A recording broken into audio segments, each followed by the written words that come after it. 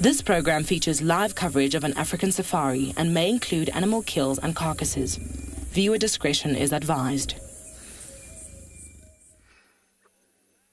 Good morning, everyone. We are welcoming you from my absolutely favourite place in the entire game reserve, and that is the Djuma Clan Den. And today it happens to be extremely active. Everybody is here, so it's a great start to your live safari today through the African bush.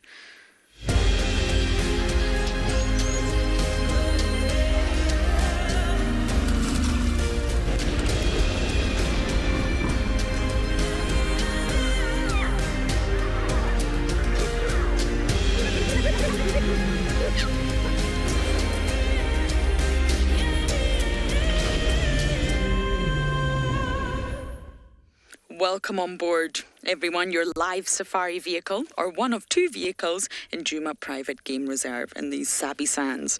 Now, it is incredibly active this morning and I am over the moon. I'm going to identify everyone in just a moment, but first I'll identify myself. My name is Lauren and my cameraman today is BK. And the den is active. Everyone has full bellies, but I don't see a carcass or bones or any remains, but there has to be something around. So, it's very smelly too. Incredibly smelly and not pleasant, but that's a hyena den for you. You get used to it after a while. Now, it's a very overcast day, but I think blue skies are appearing on the horizon. It's a pleasant 17 degrees Celsius and 63 degrees Fahrenheit. So before I start to identify all the hyenas, I must remind you all that it's your live safari. We do it for you, so you must talk to us. Send in your comments and questions using that hashtag WildEarth on Twitter, or you can use @FC on the YouTube chat stream. Now, kids, wherever you are in the world, you email us, please. We want your questions too, and the address is kidsquestions@wildearth.tv. Now, all the cubs are out, except Corky's. We've got Ribbon here, we've got Intima here, we've got Heart here, we've got Sutu, we've got Comet, and we've got a few flat bodies away over in the distance that I have absolutely no idea who they are yet. They're snoozing slightly away from the den, which makes me think that it's a male and not a female. So, of course, BK and I, we are not going anywhere.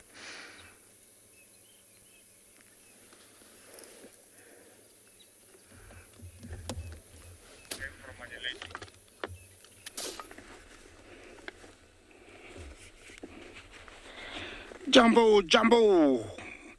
It's another very beautiful morning here in the Masai Mara, and I have two beautiful secretary birds on a hunt. My name is Isaac, and on camera I have Big James. We're already here on the plains trying to show you what we have, and we have a beautiful secretary bird. It's actually a pair, but we'll show you the first one, and there it is.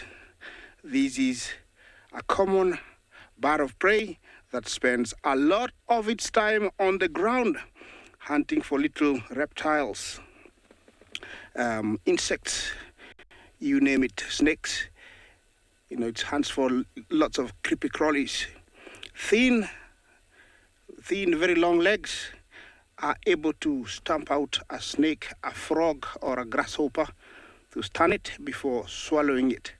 You can see they are a pair. And they pair for life, spending a lot of their time on the ground, hunting for small, scraps. Remember to talk to us on hashtag CGTNWild, hashtag Wild Earth. Questions and comments are very, very welcome. It's a very beautiful morning. As you can see, the light is wonderful. It's amazing. It's the best you want to have in the morning. That's a beautiful pair. Look at them. Very healthy. Out looking for breakfast. They say that it's their name derives from Victorian times.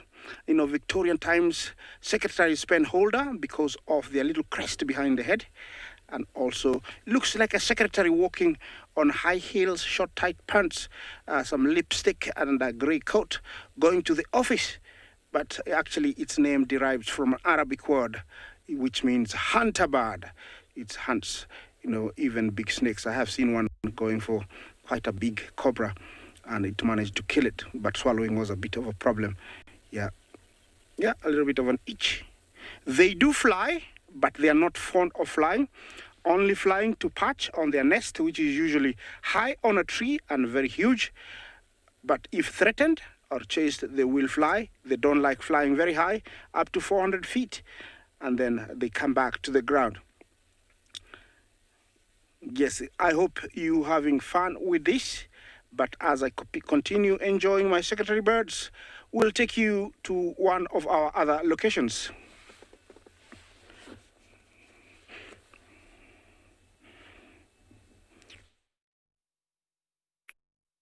It is a bit of a gloomy day here on Pridelands, but that doesn't seem to be stopping all the birds and all the other wonderful creatures bouncing around in this lovely boerbean tree. Hello, my name is Taylor McCurdy, and on camera with me today is Odie. And like I said, we're here on Pridelands Conservancy. But the tree that we were looking at is called, well, it's one of the Scotia trees. It's one of the boerbeans. But let's have a closer look. Let's see these beautiful flowers, because it's the first pop of color for spring. And it is really nice that this particular tree is where it is, because we have signal here. But there's lots and lots of creatures bouncing around that you can see. Hopefully we'll have an opportunity to have a look at some of them a bit closer. But there are squirrels. There you can see a few of them running around. Off they go. Unfortunately, no one wants to sit still. And then there are starlings, and I can hear some sunbirds. There's crested barbets. There's all sorts. But let's see if we can focus on one bird. And from there, I will identify it and tell you what it is. I'll just wait for Owen to find one. Okay, that's not a bird, but that's all right. That's a mammal. That is a squirrel.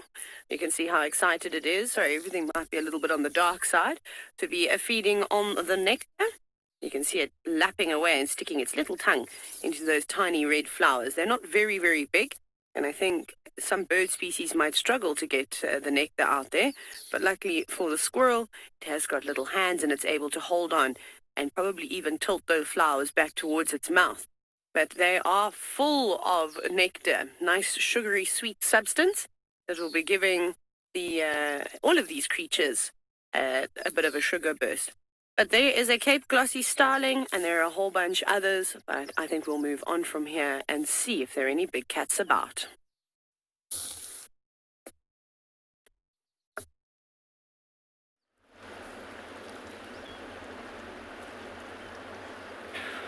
Well done, Taylor, and very good in searching for the big cats. Now, for the last 1 month, I've been coming to this river, not the exact location I am currently, but very similar crossing points. But I think this is the best light I've ever gotten. I was just debating that with Bunge, who is behind the camera this morning, that we think we have the best light for the last 1 month. I mean, every other day, you are out here, you know, looking for animals or staying by the river chanting for crossing. They are good days. But I think today is such a glorious Saturday morning with the temperatures, light, and the rapids of the water. Because when you look and you see all the different shades of green, and then when you look by the edge or by the riverbanks and you look on the soil there, part of it or most of it, which is the black cotton soil, it looks magnificent. Is what sometimes they say que bonito in Spanish, and in my local language I would say muzuri sana.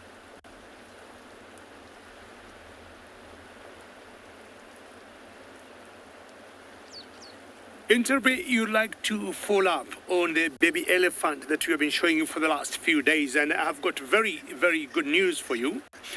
We had the vet doctors coming from the very day we reported to them. Apparently, we were very fortunate to have picked it very quickly. And we have a very good network with the authorities here, from the very top game warden to the game rangers and to the vet doctors.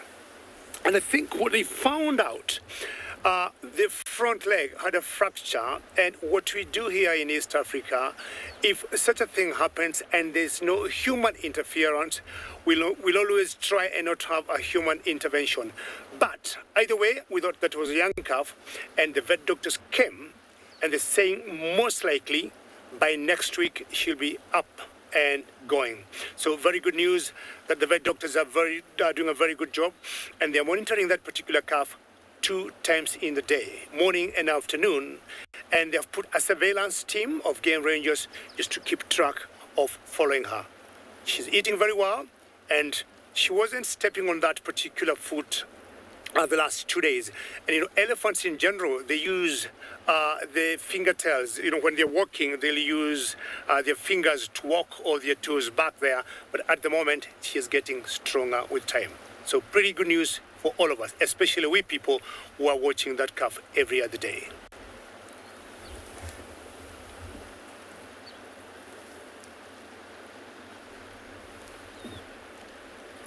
She's drinking water because I saw her yesterday morning. For those of us who were with me yesterday morning, we saw her yesterday as she was heading to the bushes. And if you compare her walking gait and the last few days is an indication she is getting better. Now, the Masai Mara, I'm sure you all know it's famous for its wildlife, just like in South Africa and every other conservation area in Africa. But the highlight of the Masai Mara is the migration. From the southern plains of the Serengeti, over 1 million grazers move northwest through the western corridor, gathering along the banks of the Grumeti River. Once the chaos of the rut comes to an end, the herds gallop north once again. In time, more than 2 million animals amount to feast on the abundance the Mara has to offer. But the reward of the red oat grass does not come easy. The zebra vanguard is the first on the banks, taking the plunge into the treacherous Mara River in order to reach the untouched long grass plains on the other side. Not only must they face the turbulent waters, but also the crocodiles, gliding through the rapids in anticipation. Then comes the body of the migration, the thundering herds of the white-bearded wildebeest, with their bleats echoing through the landscape while in search for greener pastures. Hunger, so too are the lions of the Mara, who patrol the banks of the river. The risks are known, but the herds are determined. All must make the leap. Some will fall, but for the survivors, the lush greenery that awaits is bountiful. And then, as is nature's way, it comes the time to cross the river again as they continue to follow the life-giving storms and nourishing plains.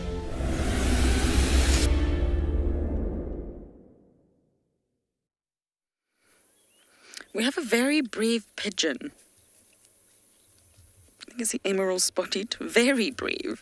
Just spending his time weaving in and out of the hyenas at the den. Nothing to worry about here. There's no top predators around. There's no danger. I'm a pigeon and I'm just going to enjoy all the delicious delicacies that are around, well, the den, really. Fascinating. Oh, it makes me laugh. Now, updates. So, I've been spending all my time taking photos, zooming in. Oh no, I don't think it was an emerald spot. I think it might be a laughing pigeon. Oh. Did you see Hart's little cub get a fright there? African harrier hog is landing. Is that what it is? All the birds want to come to the den today. I'm not quite sure why. So I've been zooming in on genitals. I know it sounds bizarre, everyone, and it's not everyone's favourite thing to talk about, but it's the only way that we can really establish the gender of the two. Then we can start to establish who's the more dominant of the two. Then we can start to establish how they're going to fit into the clan. Now, Hart's cubs look very different. I'm hoping that you can see them together. This one that you're looking at is very, very dark. If you look at the sort of back of the neck, there's no fawny colour, there's no brown. And when we see the other one, who's slightly hidden at the minute, it's really different. You can see the spots. It's a lot. Oh, hello, Corky Swan. Good morning. Did we wake you up? You have pillow face. I love it when they answer. Okay, BK, I don't know if this is going to be a good view, but Hart's other one's coming with Sutu right to the car. See how different it looks right here. Oh, maybe not. He keeps going to try and bite my tire. Excuse me, Sutu. No. I've already burst 2 tires the past 2 days. Okay, I'm going to move. And hopefully we'll get a view of this other one. It's very phony in the neck. It's very light. Looks completely different. Michelle, great question. Fur or the hair starts to change normally around 3 months, give or take. You start to see the spot pattern really emerge because the rest of the hair is lightening. Spot pattern's always there. It's just dark. And the cabbage... here we go, BK. This is Heart's other one. Looks completely different. You see the hair? It's really light on the neck. Sorry about the terrible views. I just want to sort of show you what this one looks like, but it seems to be eating my tire. Hey, don't be naughty. So the rest of the hair starts to lighten. See that? So they look very different. So now we've established identification features between the two, and I am convinced so far from my zooming in of genitals that one is a boy and one is a girl. One is completely flat and square at the end, and there's no pinched tip, if you like, and one does have a pinched tip. So I could be wrong. I want to really try and work on this. It's not easy, but I think this one that we're looking at could be the male. So the male is the lighter one and the darker one is the female. So I'm going to continue my zooming in and see if we can get any more information.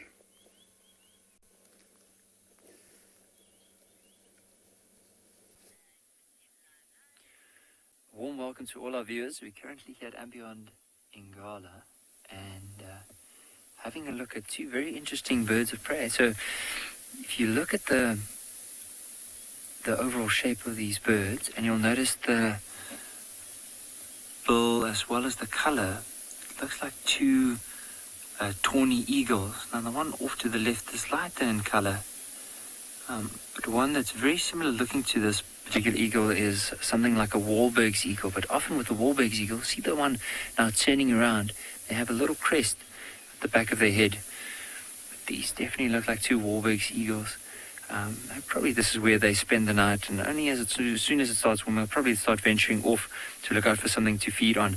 But I'm Nikki, going to be your ranger for this morning, and with me on the camera is Gert. Now, it is just such a beautiful morning. It looks like there might have been a light drizzle of rain here in the western part of the reserve, and that's where we're going to explore and possibly look out for wild dogs. And sometimes if you do find wild dogs, especially if they do make a kill, some of the birds that we will be looking out for is something like a tawny eagle or maybe some of the vultures. So it's really nice. At least we'll be able to just keep a good lookout in the area and hopefully spot some wild dogs this morning. Just want to use my binoculars. We're on top of a nice vantage point. Scan some of the open areas just in the back, see if there's any movement. But we'll also listen out for any excitement from hyenas, because imagine if wild dogs do move through the area, and if they do hunt, the amount of hyenas that will, or just the number that would follow them, and there's often a lot of excitement associated with it.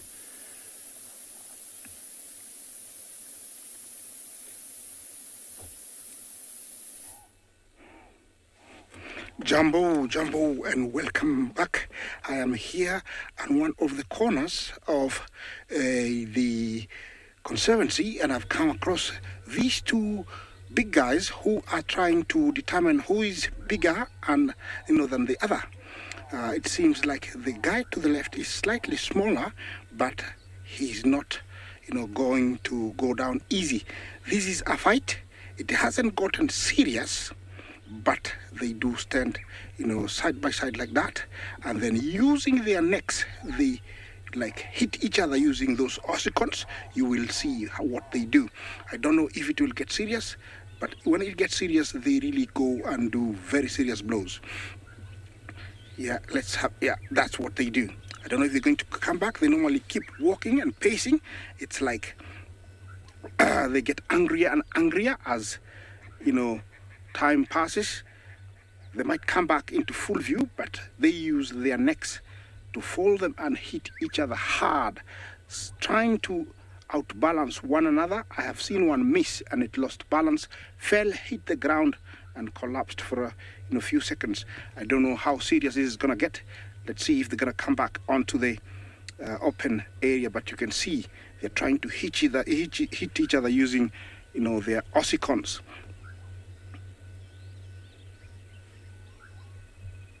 Come on, come back to the ground where we can see you, full body. Yeah, come on. You want to come back on full view? Yeah, I don't know. Maybe let me move forward slightly because they're right here. I can just move forward a little bit. Can you see them there, James? Yeah, let's have a look. Do you have a view? There we go. Yes, there they are. Yeah, I don't know if it's gonna get fully blown. It's gonna become a battle, but this is squaring off. Whoa, it's getting serious. Yeah. Yeah, records and books say that it has been witnessed where one missed, and because it had really used a lot of energy to try and hit the other one, broke one of its vertebrae. Yeah, I don't know what is going to happen here, but you can tell it's getting intense. This is how it starts and then really goes on, and it can go on even for an hour. Every now and then they'll stop like nothing is happening, but they get back to it. Remember, this is the Maasai giraffe, the one and the only we find in the Masai Mara, and these two are getting into a fight. They are fully grown males. They look like about 7-8 years. Karen, good morning, Jumbo, we say here in Kenya. You ask if only male giraffes fight. Yes, only males. And they fight for a place to mate with females. Fights like this determines who is stronger, so that when a female comes into season, they avoid conflicts. Yeah, they usually push each other like that, sometimes trying to outbalance one another. Yeah, again, they've gone behind the bush, so let's move forward slightly, or they might come back onto full view. There we go, James. I think, okay. Move forward a little bit more. You can see, they normally stop, and you think it's over, then they start all over again. They're very vulnerable when they're doing this because they don't pay attention to anything that's, around.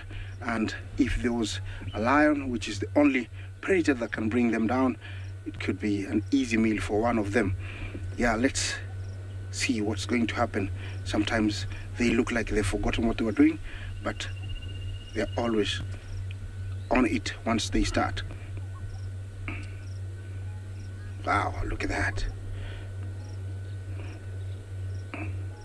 Looks like it's happening in slow motion, but that's how it happens.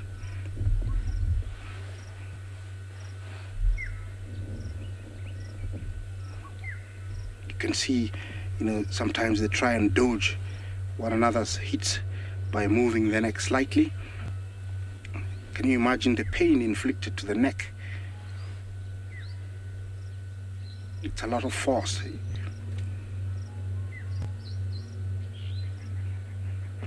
Video, you ask if they fight for territory? No, they don't. They don't have a territory, giraffes. They have what we call a home range, which can be very, very big. It can be up to 100 square kilometers. It's a home range that has got all they need in terms of food. Here they are fighting for a place in dominance. Who is more dominant than the other? Sometimes they hit each other so hard they peel off the skin. As I told you, it escalates slowly. It starts, like me being a mild, battle, then it becomes very, very serious. This kind of fight is called necking because they use necks. It's interesting because in giraffes, body, it shows very little body language, and so it's rather very interesting to watch them fight because you don't see much, but there's a lot of anger in between them. And that's why no one is leaving. If one wins, usually they try and mock mate the other.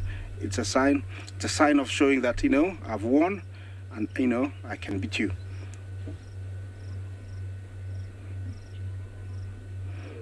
Okay, I'm going to continue watching these guys. I'm sure if it gets serious, I'll share it with you.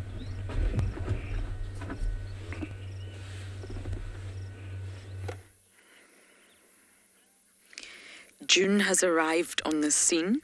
So what this means is we have all adult females except Corky. Corky's the only one missing. We've got Intima, Heart, Ribbon, and June. June, I really believe, is pregnant. I don't think she's given birth yet. I don't see any wet suckle marks on her mammary glands, but they are pronounced, they are prominent, and I really think she could be pregnant, which means we have to keep a close eye. If we can just zoom in on June BK, the pale one right here. There we go, Just at the back, slightly further back. You can see, there you go, you see those prominent mammary glands. I really think June's going to be the next one to have cubs. I'd like to follow June as closely as I can, see where she chooses the natal zone to be. I don't think she's given birth yet. Now, going back to Corky's little one that keeps popping its head out the den, many of you worry. I see it all over social media. Corky's cub's too small. There's a paper, a really interesting paper, it's free online from 2016 that explains exactly this. So now that Corky's at the bottom, basically females of low social status in a hyena clan, they do have limited access to food resources. So as a result, their offspring are nursed really infrequently. And we've seen this with Corky's little one. She doesn't always come to feed. So there's longer periods of fasting.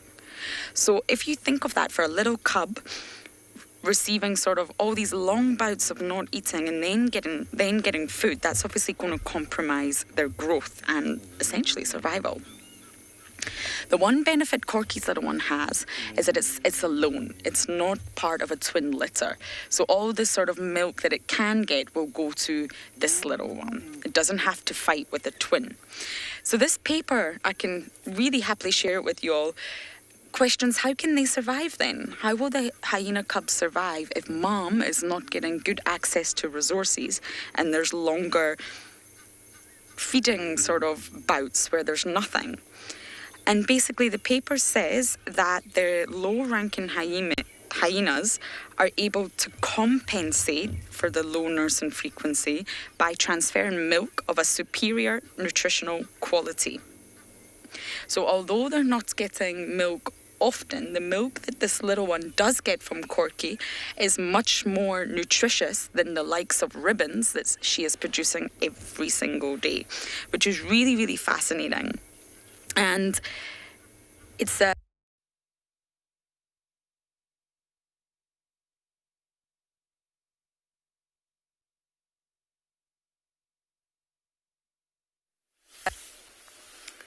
As you can see, we have some male kudu just slowly feeding in the thicket off to our left.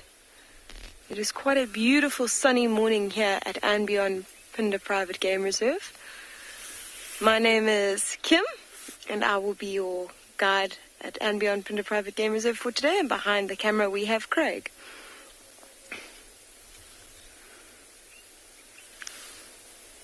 You can actually hear quite a few different birds calling around them. You can hear the fork-tailed drongo calling there, possibly because as they walk through this grass, there's quite a few insects that are getting scared up, and they are flying down and feeding on those insects. Look at those horns.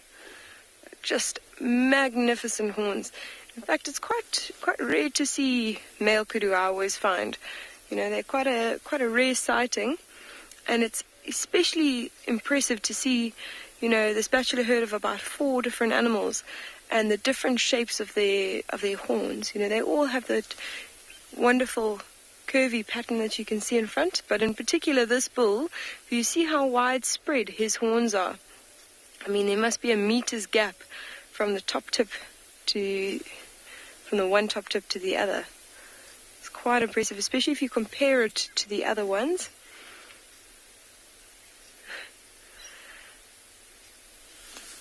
viewers, I think those horns are absolutely amazing. You know, compared to most of the kuris you see, especially the fact that they are so wide. You know, now we're looking at the other ones, you can see the difference there. That's about a half a meter in between the tips of this young kuru. It's a little bit younger. The average kuru horns, they have about 2 full turns, 2.5 full turns. So this one's not quite fully grown, just a little bit younger. Obviously, it is a little bit genetic. You know, some kuru's horns are a little bit more compact and they twist a bit more. Some are further apart, twist a bit less. But the average is about 2.5 full twists until they are fully grown. Such a beautiful scene. You can see how they actually do camouflage quite well in a scene like that. So we are going to carry on. We had some alarm calls earlier. Apparently there are tracks of leopard in the area, so we're going to see if we can find that leopard.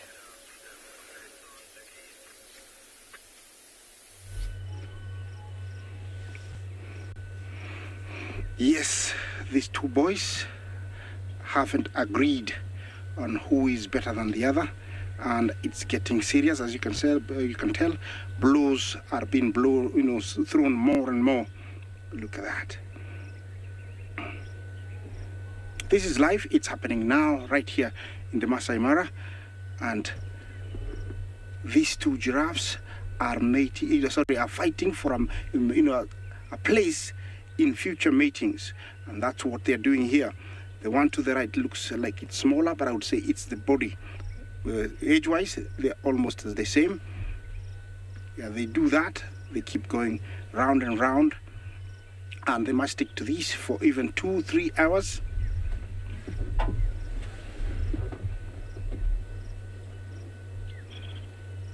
Lidma, you ask, how do I know if they are in a fight or are they just playing?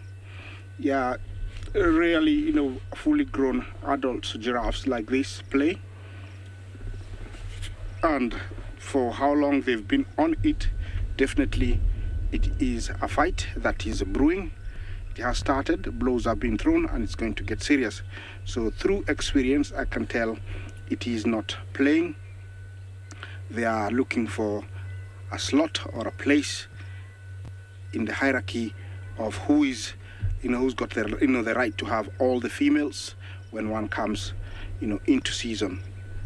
It is necessary to determine this because also females sometimes want to mate with the strongest and the best gene. So everybody here is trying to establish a spot where he can actually spread his his gene for the future. Come on, guys. Are you gonna sort it out?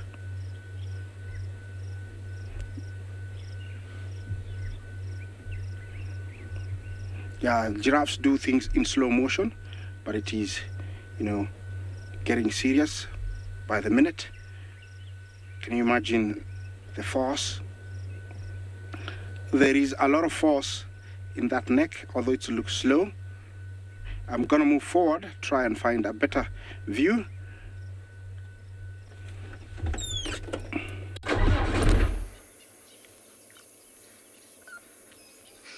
Apologies about earlier. I'm not quite sure what happened to our signal, so I'm not quite sure where I got to in my conversation. So I'll summarize. How it works for low rankers, producing milk in any mammal, even humans, is really energetically costly, especially in those species that are longer lived. And for a wild animal, hyenas can live up to 20 years. That's quite long. And they also have late weaning.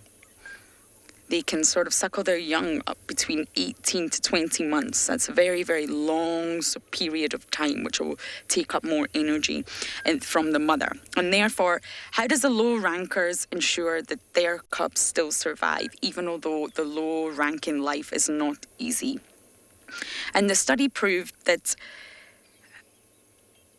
in order to counterbalance the long periods of not feeding their offspring, they tend to produce better quality and higher quantities of milk in one feeding bout.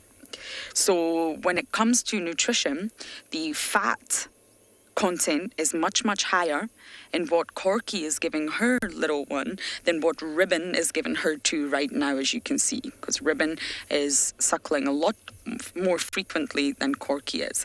And that's how she's counterbalancing it. And although Corky's little one is small and it is growing slowly, that's entirely normal for the life of a low ranker's cub. But the milk she is getting is of superior quality, lots of fat, and the cub really will be okay. And this study came out in 2016 and is such a fascinating read. And I thought it's quite, well, it's completely relative to what we're seeing here in Corky's little one. And that's why Corky's not always at the den. It's normal for the low rankers to feed their offspring a lot less frequently. Now, everything in nature strives for balance, even the human body, constantly striving for homeostasis. Ecosystem, striving for balance. And that's how hyenas of a low rank counterbalance the effect that they don't feed often. Aha! This is the boy. You see, pinch tip? Little triangular tip here. This is Heart's one. That's light. It's much lighter on the head. This one is the boy. The one that's cuddling to mom right now, I think, is the girl.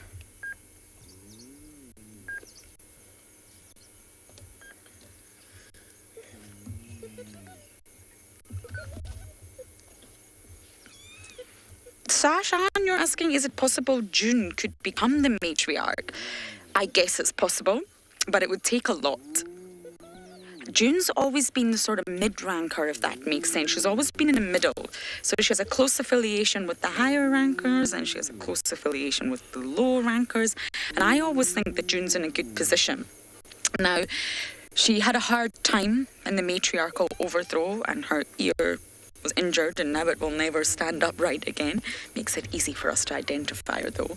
And I guess she could, but you can't do it alone. And again, there's another fascinating paper that suggests you need alliances, and that should be in the form of a girl army. But what I feel Ribbon did was gather a male army. So I think there's a lot about matriarchal overthrows that we don't know yet. And I think Ribbon's been the perfect example of this. So it would take a lot for June.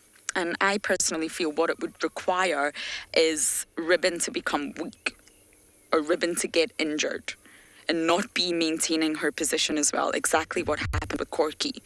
And if that was to happen, touch wood it doesn't, then I think the other females maybe see, there's an opportunity here. Ribbon's weak, or Ribbon's injured, or she's not performing. And then they would decide to conduct a matriarchal overthrow. So yes, I guess June could.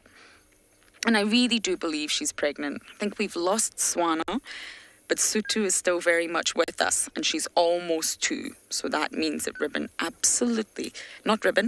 June could be pregnant again.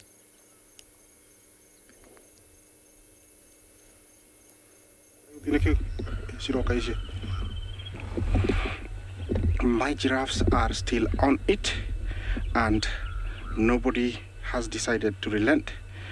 The problem is they are getting deeper into the bush, so we might be seeing, only heads or, necks. It will look like a puppet show where you will be seeing heads moving, but it is serious here. There's one blow, that was hit, and it sounded, we could hear it from here, so it's getting intense. And it's very, very rare to see this.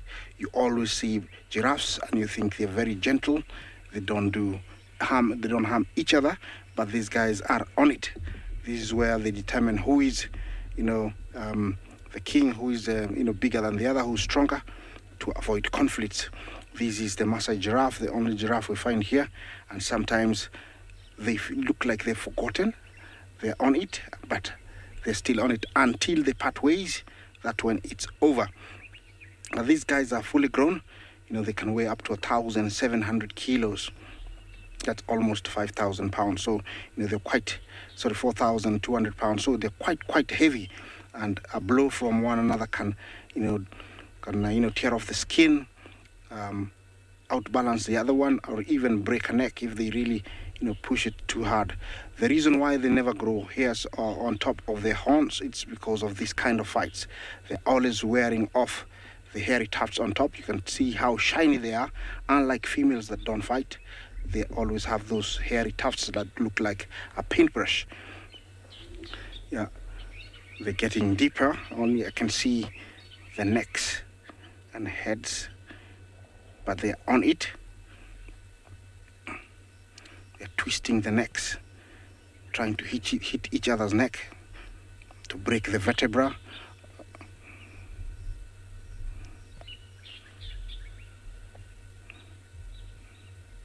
Al-Larama, you say it's interesting that they don't kick at each other. Very true. They don't use it while fighting, and I think it's not effective because they are too close to each other. Kicks are used only to get rid of predators like hyena, leopard, and lion, but for each other they use their horns, their ossicons, and neck. Remember that they have amazing eyesight, and from that, where they are, they have a good vantage point for anything approaching, unless it comes from behind. Did you guys decide to stop the fight? I don't think so. Okay, I think I'll relocate slightly so that I can have a better view. I'm sure we'll take you to one of our other locations for something different.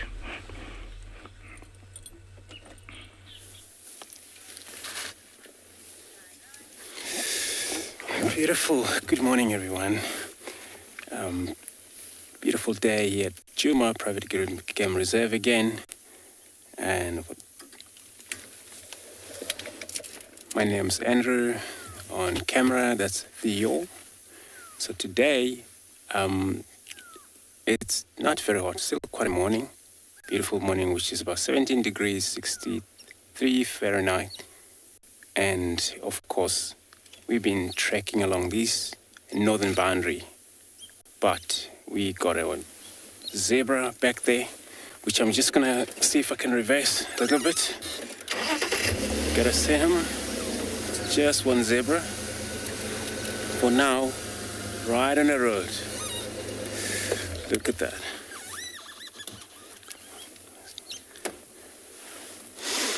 So, could be few zebra in this area, but these are kind of like a favorite spot for zebra this time of the morning, where it's not a very densely thicket area, and this is what they prefer most. What you find out, zebra during the rain season, they disappeared from us. We don't see them. So we're going to continue along this boundary, see what we're going to find this morning.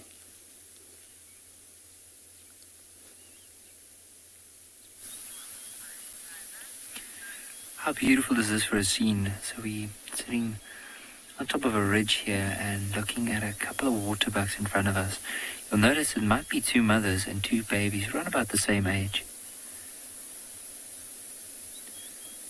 But what I do enjoy about waterbuck is often that lot of fluff around the neck. And even though they are part of the antelope family, they look like deer in some other way. And the other thing is, look above that baby, you'll notice that very white, distinctive ring around the bum. Now what they might be doing is, look at if you notice on the side, you'll notice there's a lot of lush green grass. And after the bit of rain we had, you can imagine this whole section here might have or a lot of green grass, and that's what's attracting this waterbuck to this area to come and feed. See, this little one has an itch. Using the lower jaw just to scratch. Maybe it's a tick, maybe just an itch. You'll notice in the front of where they are now, there's some hornbills that are also picking up something from the ground. Might be, just judging by the size, could be a red bill hornbill. Can't really see because it's far in with the sun, but I agree with all of you, as they are nice and fluffy. Now these are females. I haven't seen a male because the males are the ones with the horns, and it might have been off to the right that they could have moved, or that male could have moved off there. But this is a beautiful scene. So it's not just the waterbucks that we're looking at. So if we move to the left, have a look at this area. There's even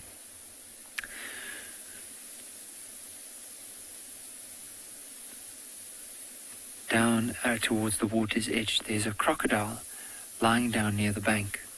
And if we move closer, you'll notice it's really hard to spot, but right there. Oh, looks like it might be moving. There it is. And the thing about a crocodile is if it goes under the water, it can basically remain there for almost an hour without having to move up and breathe again. That's how still they can lie down.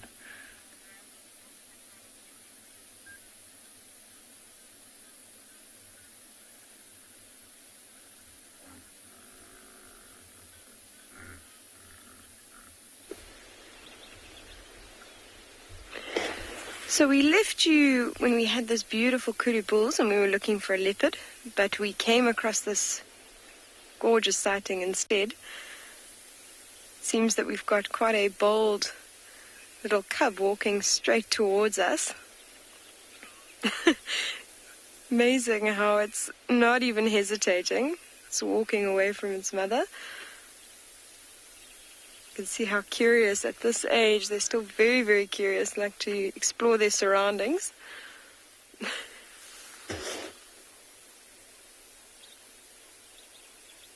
It's going straight back to Mom. I wonder if it's going to give her a little rub.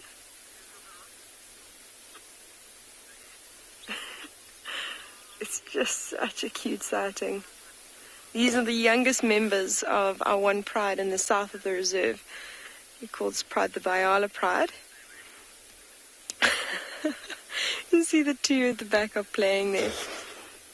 In fact, the one, if you have a look, it's busy chewing on a stick. And now, based on the size of these cubs and the amount of spots that they have, I say that they're about 4.5 months. You can see it's busy chewing properly on that stick. And they start... They are so cute.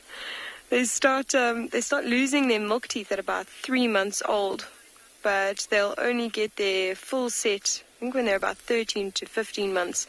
So they're going to be teething for quite a bit of time, and I think that's what this little stick is helping with. It's probably got a little bit of pain, and it's maybe chewing on that to try and help with the teething process. You can see the other one has gone straight into the shade. It's starting to heat up already. I think they're just enjoying the sun for now. It was quite a little bit chilly earlier. They're probably a bit cold from all the dew in the grass, and now they've come out into the sun to just warm themselves up. You can see that mother is basking in the sun.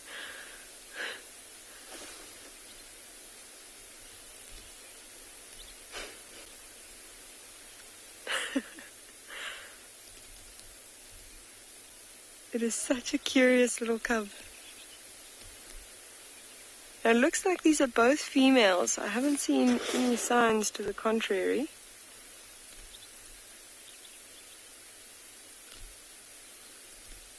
You just see it's coming straight towards us.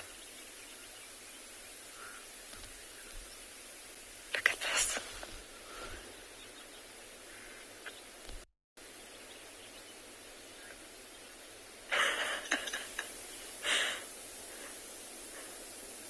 Does seem to be charging us, doesn't it?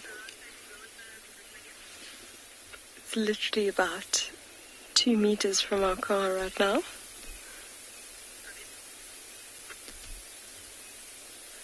Seems to be looking back at Mom as if it's asking for permission to keep on exploring.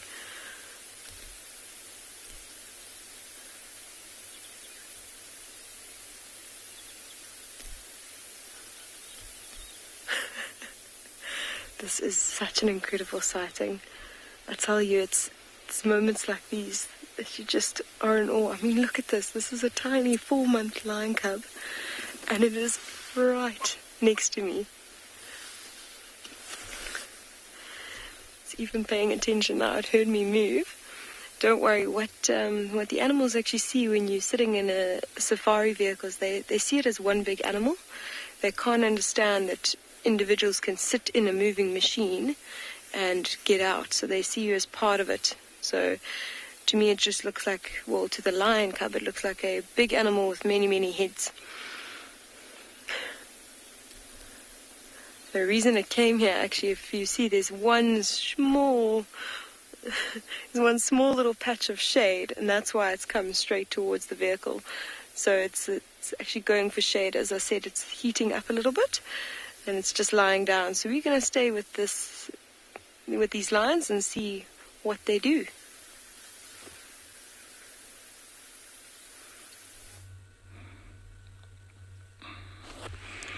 Look what we came across. Our giraffes went into the bushes and all we could see were heads. It looked like we were in a circus. So we decided to move on, and around the corner we found the banded mongoose. Look how cute they are. Looks like they just woken up, and they're on one of their termite burrows. That area, I think it's on the other side. I don't know exactly, I can't see the entrance, but these are called the banded mongoose. You can see why. Highly gregarious. They can be up to 40 over here. I think they're about maybe 1, 2, 3, 4, 5, 6, 7, 8, 9. About 9. I've seen that about maybe 15. They've been moving in and out to the left, and they're sunning, which is typical of them early in the morning, and it's part of social gathering and social improvement. They clean each other of ticks and mites. These guys, yes, they are really, really cute, and mind you, they're very addictive. They make very good pets. And here they eat insects. Dung beetles are on the menu, frogs, grasshoppers, spiders, and also snakes. They're very, very good at that. Oh, there comes a giraffe into my frame. Thank you very much, giraffe. Yeah, that's a female, and I think she wants to be famous, so she decided to come onto the screen. Is she gonna walk to the mongoose? Yeah, she's become automatic celebrity because of just get crashing onto my screen. Yeah, what's she gonna do with the mongoose? She's headed straight to the termite mound. Is she interested? Do you see those two birds landing on the giraffe? They're called oxpeckers. And they always on giraffes and buffalo impalas cleaning ticks. Back to our little guys, and these are the cousins of the meerkats we see in Tswalu in southern Africa, but these are mongoose. They are just different subspecies, and it's one of the few mongoose species we find in Kenya. You can tell there's lots of yawning. It's about time they're getting ready to go foraging.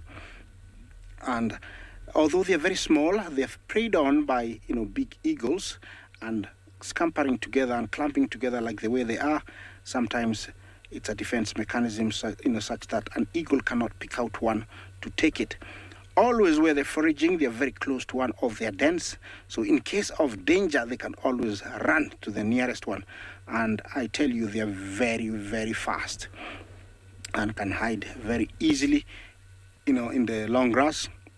Little ones are carried like lions, carry the young ones, and they can really smell, something underground, even up to around 4 inches, and they have very strong talons. They can dig down and crush it. Yeah, look how they're stretching. The guy on top is a lookout, very much like meerkats. You can tell that guy on top there, he's looking on the opposite side. He knows this side that we are on is safe because there's a few giraffes. In case of danger, the giraffes will give a warning. And that's a serious scratching there. It's called a mongoose yoga when they put their legs up. Yeah, stretch. Yeah, I'm enjoying these guys. I'm staying with them for a little bit more, see what happens here.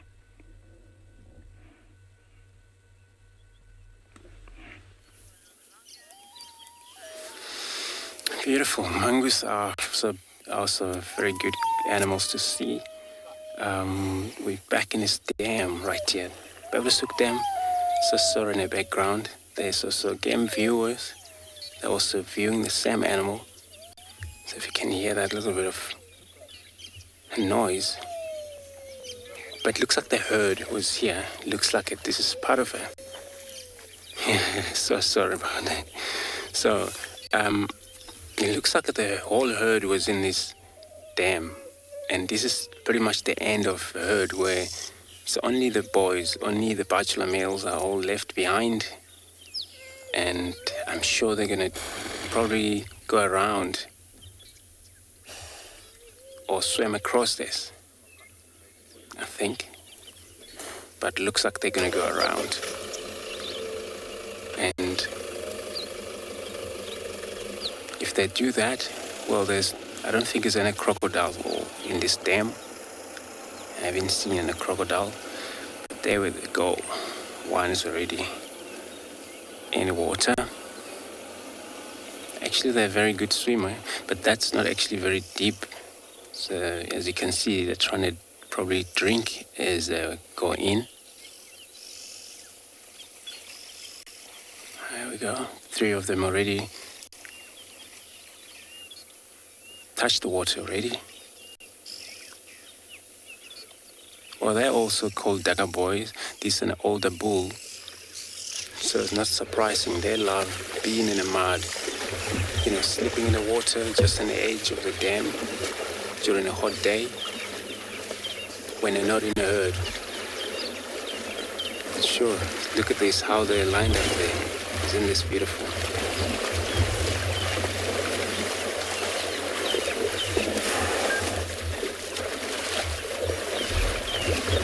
Yeah, exactly it is. We would think of wildebeest doing these things of migration. Here we go. So that it's not such a big river, but indeed, it was amazing seeing them cross like that. So like I said, there is kind of like in the end of the dam. It's not very deep, so they make it quite easy for them to swim across, or they just walk across. Could be more on the far backside of them.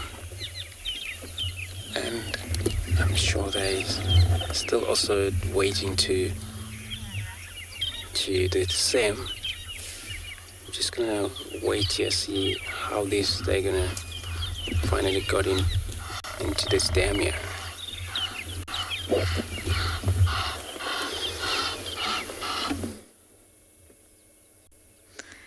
Everything is still active at the Jumaclan Dam. Now, looking at these cubs, if we just can zoom into them a tiny little bit, Beaks, look at their positioning. The hyenas only have 2 nipples. The female is on top, if you like. She's got the nipple that's most accessible, and the sort of more fawnier one has got the one that's not so accessible. And there's been some squittering, not so much aggression, but squittering and pushing and shoving. And I think the female's the darker one on top, and the male is the lighter one on the bottom. So slowly but surely we're going to start to get to know a lot more about Hart's pair. And the day that we found Hart first suckling, it was incredible because we only saw one. So the other one must have been sleeping inside, but we of course assumed that she only had 1 cub. And it was such a surprise to see that she actually had 2.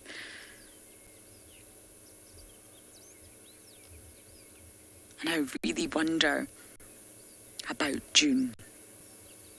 Definitely mammary glands are pronounced.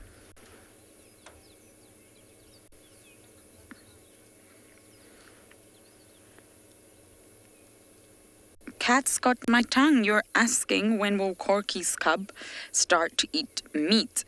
We've already witnessed it nibbling, really, but at this stage it is very young. And I've mentioned this before, I realise, but I think when we first met Corky's cub, it was actually younger than we first thought, or at least I first thought. So as you know, hyenas have one of the longest sort of lactation period out of all the mammals. It can be up to 2 years, but it's normally between 18 to 20 months. A lot of energy for the females there. But the cubs will start eating meat a long time before that. But when I say eating meat, I really just mean nibbling on meat, getting their bodies used to meat, building up the sort of enzymes, because their jaws don't really spring into action until 2 years old. Hyenas have very powerful jaws, one of the most powerful bite forces of all the mammals, at least, and that doesn't happen until about 2 years old. There's a change in the jaw structure and all the muscles that develop there, and they spring into action then, and they can crush bones. But they'll start eating meat around 3 months old, but just little bits in small quantities. Again, it's a process. And then they'll start nibbling a little bit more and nibbling a little bit more to get their tummies and their immune system and their digestive enzymes ready to process meat. So around 3 months, you'll start to see them nibbling. And slowly but surely, it doesn't stop from there. So Beaky and I are going to sit tight at the den for as long as we can, as long as there's an adult.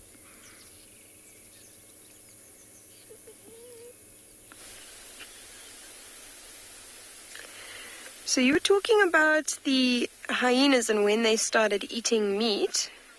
These cubs that we have in front of us, they'll start to feed on meat from about the age of 3 months. So these two have already started to feed on a little bit of meat. They'll still be having predominantly milk-based diet, but when there is meat available, they'll be feeding on it. And they'll do so till about 6 or 7 months. There's been cases of around 9, 10 and 11 months as well, with lions only being weaned at that age. In fact, some of the lions here in Phinda I've seen suckling when they're about 9 or 10 months. What the mother lioness is looking off to the right there's in fact some monkeys alarming just in the drainage line off to our right. They're not alarming at these lions. The lions are, out of their view. It could be that leopard that we heard of tracks earlier, or we did come across 3 younger lions, part of the same pride. And they might be heading in this direction. So it would be interesting to see what some of the other rangers find there, and if perhaps it comes this way.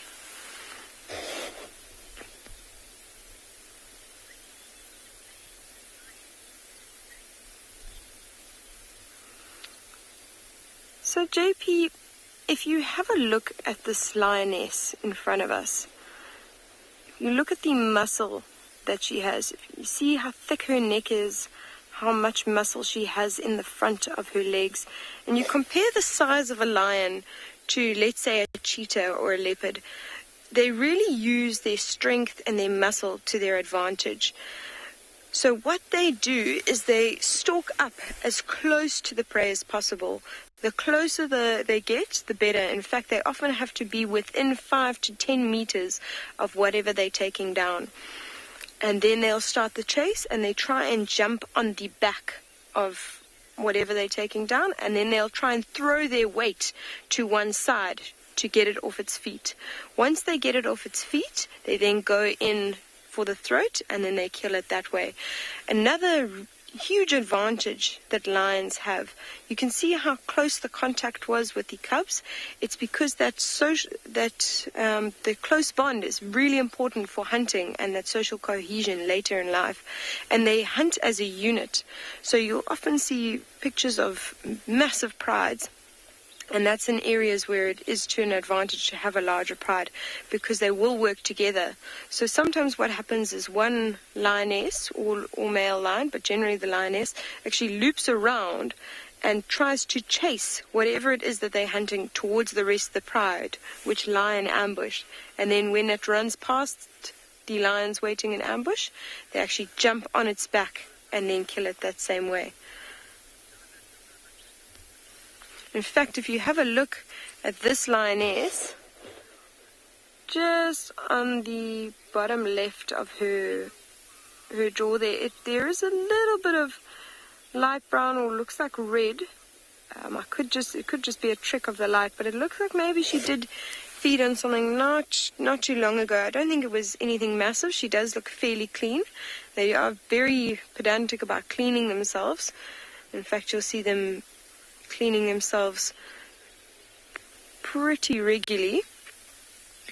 And I think it could have maybe been that she caught something very small, and that's why we're also seeing her early this morning just relaxing in the sunlight. If she was hungry, there's a better chance that she'd be getting up and moving around trying to find something to feeding. We're going to sit here and wait and see what comes of those alarm calls and see if these lions move anytime soon.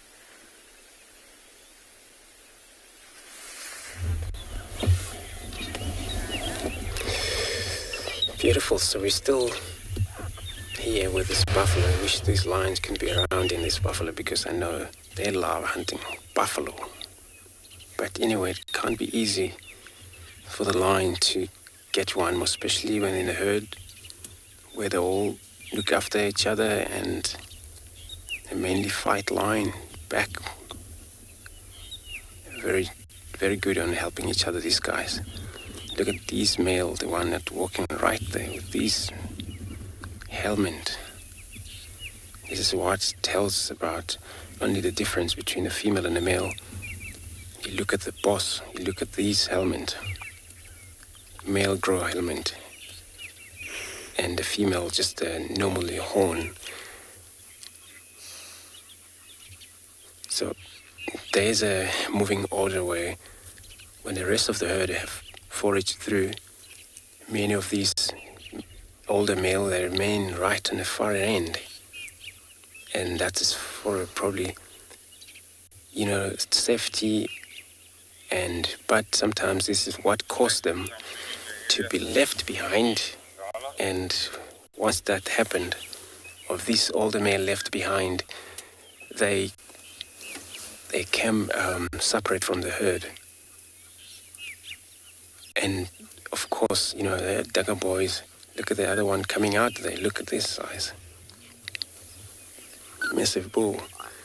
So this size of the male, when they're hooked up, it's really an awesome animal to see, especially in the light on the background. I know they're vanishing into that brush, but they'll probably come out for us.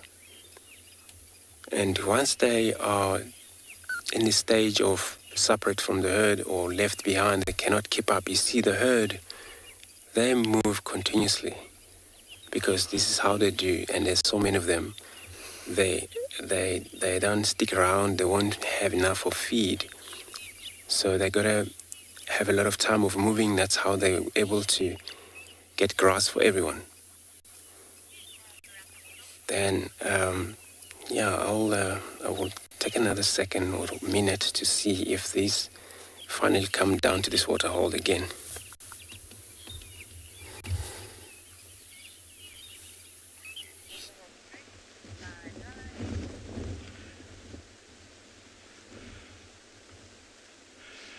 Very good morning to you.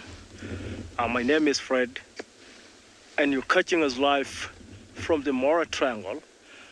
We've been having quite a peaceful, easy morning, and apparently now we've come across a beautiful tower of giraffe, peacefully and gracefully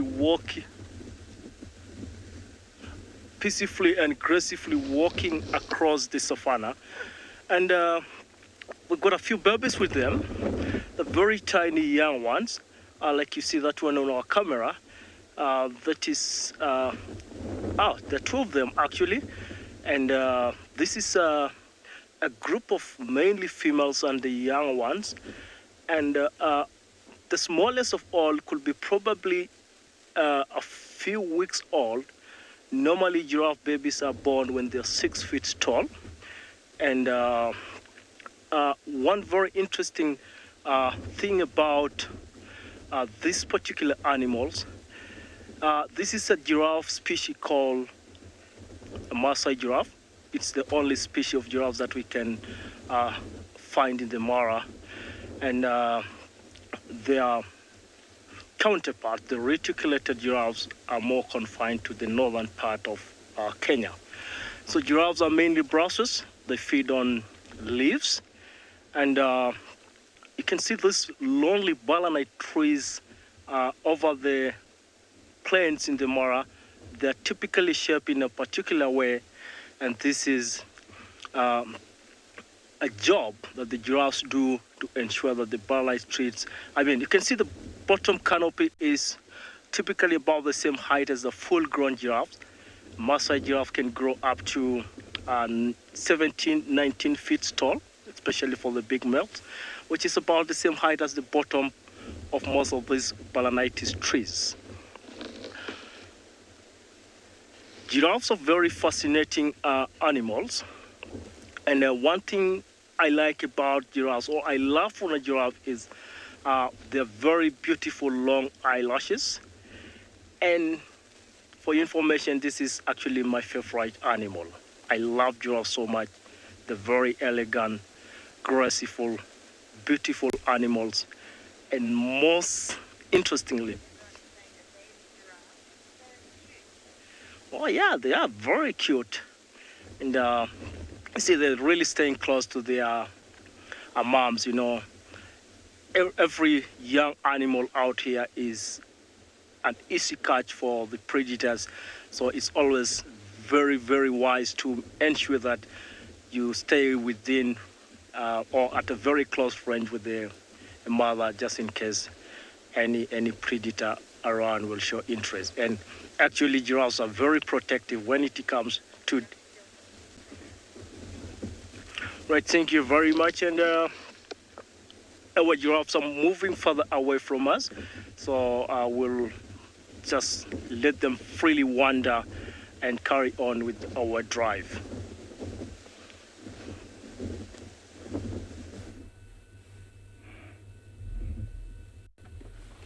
Yeah, here I have something slightly different and very, very beautiful. Look at that. This is the gray-crested crane. Yeah, quite a unique bird with that beautiful crest. Looks like it's a pair and they're chicks. They're moving towards the road. I'm hoping they're going to come and, you know, display themselves onto the road so we can see the full color. So this is a very, very, very beautiful bird, and they usually pair for life, eating little, you know, little creepy crawlies, just very much like all the other birds is their trend. And looks like they have successfully brought up two young ones. You'll be seeing them shortly. Yeah, he's gonna join the rest. You know, he's eating seeds of some, you know, grass. Look at that. Thank you very much, James. Yeah, you rarely get to see a full family photo of gray-crested crane. You can see the difference in the plumage of the three.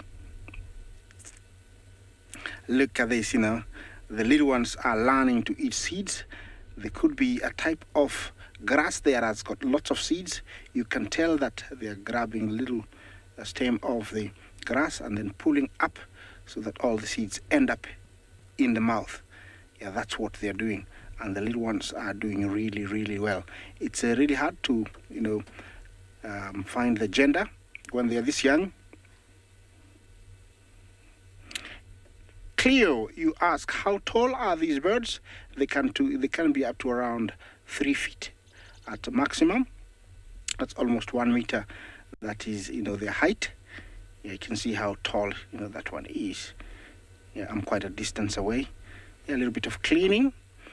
Mind you, this is one of Uganda's, you know, actually it's a Uganda national bird of Uganda. That is our neighboring country here in Kenya. We are in Kenya, which is in East Africa, and our nearest neighbors are Kenya, Uganda, Tanzania, Ethiopia, Sudan, and Somalia to the east. So we are bordered by Uganda, and this is one of it's their national bird. It's very protected. Also here, it is very protected. Oh, like I said, they're coming onto the road. I wanted that so we could see a full frame of them. Look at that. How beautiful is that? Yes. They also can wade in, you know, shallow waters to pick up a little creepy crawlies like, you know, fishes and frogs. What do you see there? Maybe it's eating a bit of sand, which is necessary. It helps in digestion. Okay, they're crossing the road to the other side. Yeah, they do fly in case of threat. The little ones right now, I doubt they're not flying yet, but you can tell they're getting the full colors. So they look quite interesting, you know, the coloration of the young ones, but they're really, really cute. Yeah, look at that.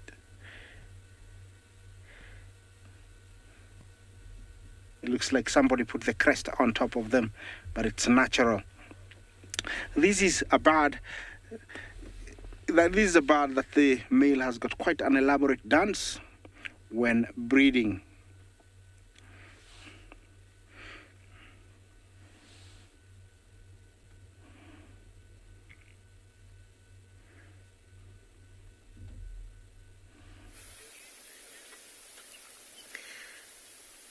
So this mother lioness has just got up and has started moving. Those monkeys have started alarm calling off to her right, as was happening earlier. And it seems as if she's walking off in that direction, possibly going to investigate, or maybe she's just going to go and find some shade. You can see, oh no, this is typical of lion behavior, especially with the lionesses. They start showing signs of moving, and they get up and move a few meters off and then lie down again. And then they'll get up, move a few meters off, lie down again, and eventually they'll get up and move. It's quite different to the male lions. Generally, once they're up, they start moving straight away. That little cub that's going straight to its mother has been giving us endless entertainment.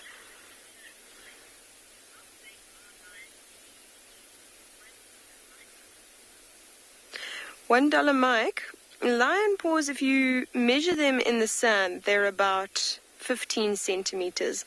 Males a little bit bigger, and that's how you tell the difference. The one sort of track that you can get confused with is possibly leopard. Leopard's just a bit of a more rounded track, but it's quite significantly smaller. So if you see something that's about 8 to 9 centimeters, then that's most likely a leopard. The younger lions, so for instance, these two cubs, their paw prints are going to be probably around the same size as a leopard's tracks, but they, as you can see, will often be with the mother, and also you can just have a look at that roundness. Lions' tracks are a little bit more pointed. Amazing how brave these two young cubs are. I think that is the benefit of being the king of the jungle. They don't have much to worry about. You know, there are a few things that will kill lion cubs: buffaloes, leopards, other lions, cheetah, pythons. Those are the kind of things that they need to worry about, but that is generally when they are left alone. So if mom decides to go off and hunt, then those are the threats to lion cubs. The major threat and the major contributor to lion cub mortality is male lions taking over the territory. So when a new male takes over the territory, he will actually kill all the cubs in the pride, and it's to spur the female to go back into estrus. This female here cannot conceive cubs until these cubs are about 2 years old, and then she'll go into estrus again. So by killing the cubs, it increases that process, or forwards that process. We're going to get a little bit of a better view of these lions and try and stick with them if they carry on moving.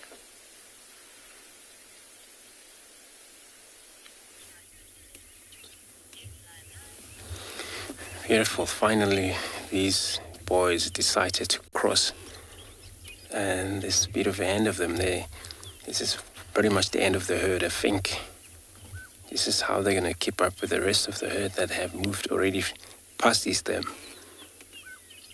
As you can see how they just move gently. You know, they're so beautiful. Savannah buffalo. They're an amazing animal. They are a lot stronger. We talk about the toughest animal. We talk about the African buffalo. And able to, you know, survive and get this bigger size.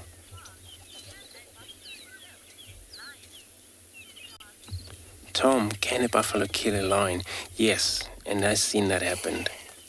Usually during hunting, these bull like this, you know, they are, when they're in a separate group of all females, of course they want to help each other, and they tend to, if one caught, the rest run away, and they're not returning back to help. And that's why it's not safe for them when they're not in a group of female. Then, but they're a very tough animal, fight, use its horn, and then if there's a chance this horn get lion, of course, it's going to do a lot of damage to a lion. It's a very sharpening horn. It's actually a serious weapon for these animals to be able to protect themselves against the predators. And I seen lion injured trying to kill this animal. A lot of lions, they don't actually get killed right on the spot, but then from there they suffer until they die because they finally, get injured so bad that they cannot make it through their life. But if it's possible, of course, yes, they will die right on the spot. Remember, lion also, they also powerful cat, have a lot of a faith of their hunt.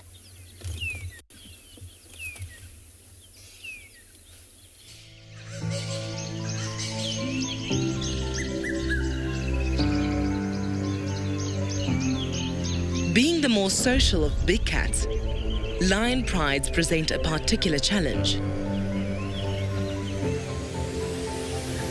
The lionesses leading these families often have many mouths to feed.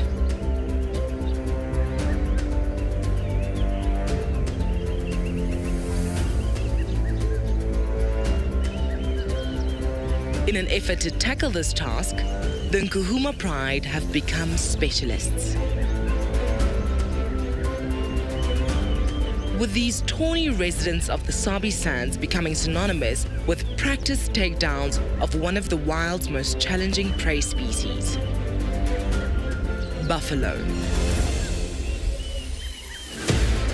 With their hefty horns and grumpy disposition, buffalo require a bit more planning and a whole lot of strength to take down.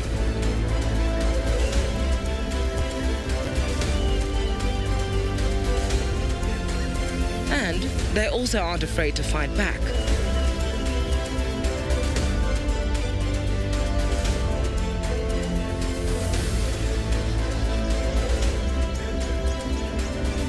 The lionesses of the Nkuhuma Pride approach this risk with calculated caution. Even with their numbers and skill, taking down a buffalo is never an easy task. The presence of the resident coalition members is often more an intimidation tactic, with the females doing the lion's share of the work. The males ready themselves to gorge on the soon-to-be feast.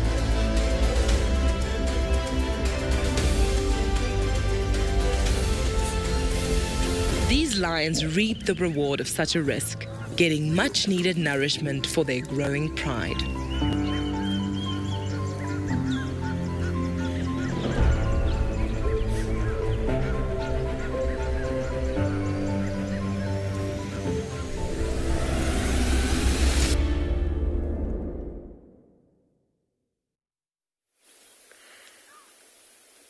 That was quite an incredible scene that you just watched with the buffalo fighting back. We've just had this lioness get up and move straight towards that shade. As she was walking, I don't know if you saw how few scars she had. I'm just going to carry on and get a little bit of a better view for us. Now, our lionesses are very lucky here because of we've got plenty of plains game. There's a lot of zebra, there's a lot of wildebeest, there's a lot of impala. All of these things are much easier for a lioness like this to hunt and a lot less risk of injury. In fact, if you have a look at her now, you can see how few scars she actually has on her body. Very, very few scars. And it's because she hasn't had to risk injury, like going for something like a buffalo or a rhino, which they are capable of taking down, but it is just much bigger risk. So she would mainly feed on zebra, on wildebeest, and warthog, in fact. That's one of their favorite meals. The problem with warthog is that they do have those tusks, and they can actually give them quite a gouge. In fact, often if you see a significant wound on the back of a lion's leg or very low on a lion's body. It's from a warthog. Now, it's an interesting one because they are a little bit more risky prey, but we do tend to see lions and leopards, actually, their interest seems to be a bit more piqued whenever they see warthog. I've sat and watched lions before, looking at a herd of wildebeest or zebra or impala and completely ignoring them, and then a warthog walks along and suddenly they're spurred into action. So I am of the opinion that they generally do just enjoy the taste of warthog. Perhaps she's giving a little bit of discipline to her one cub then. I think they were trying to actually suckle. Now you can imagine those teeth are coming out. Like we were saying, they're teething. They're starting to get quite sharp, pointy teeth. So it is becoming quite painful for her to let them suckle. I think also that one cub that we've been watching that's been really, really cheeky and naughty. it's just really wants to get up and start moving. It's been walking up to mom. It's been calling her. It's been trying to show her affection, to say, come on, I'm bored, let's go do something, let's go hunt. You can see it pacing up and down again. It's been so entertaining, almost as if it's starting to do its territorial patrol. Far too early, but it's certainly giving us quite a show. You can see that lioness, her ears are flicking in her tail. It's because there's probably quite a few flies around her. It's one of the drawbacks for these poor animals. They're often inundated with flies and small insects bugging them. In fact, now while we're looking at the ears, you can see those black marks. And I'm sure you've noticed on quite a few animals that there's a break in camouflage towards the back. Impala have those 3 black stripes with the white by the bum. Warthog actually have that little tail that sticks up. Waterbuck have that white mark around their rear. Lions have the black mark behind the ears, the same as leopards and cheetah. And this serves as a break in camouflage. You can imagine when she's stalking her prey, she's facing them face on, and that lovely golden color, that tawny color of her coat, blends in beautifully. You can see it really nicely now with this grass.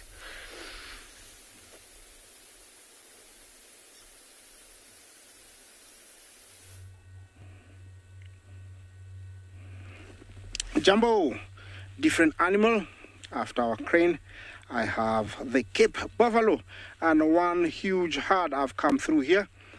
Looks like they are drinking something there. Looks like everybody's going down there. There could be water.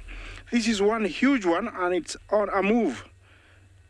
They're heading somewhere, maybe for wallowing purposes or maybe a type of grass that they haven't eaten, because they're really on a move. And this is the difference between a breeding herd and a bachelor herd.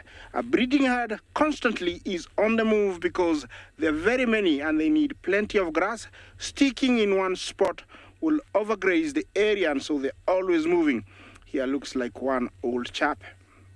He's seen his better days. You can tell he's not amongst all the other guys. Mind you, he's still part of the herd.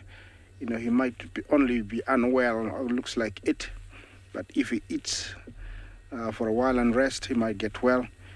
And he might have a chance to sire, some calves if he comes across a female that's in season. Yeah, we are not in short of these, great herbivores here in the Mara. There are so many, as you can see. And we're having a baby boom this year. Look at all the calves, very, very many. The guy close here looks like he's been wallowing in mud. It's normal for them to do this. I'm gonna move on. I'll see you if I can find something else.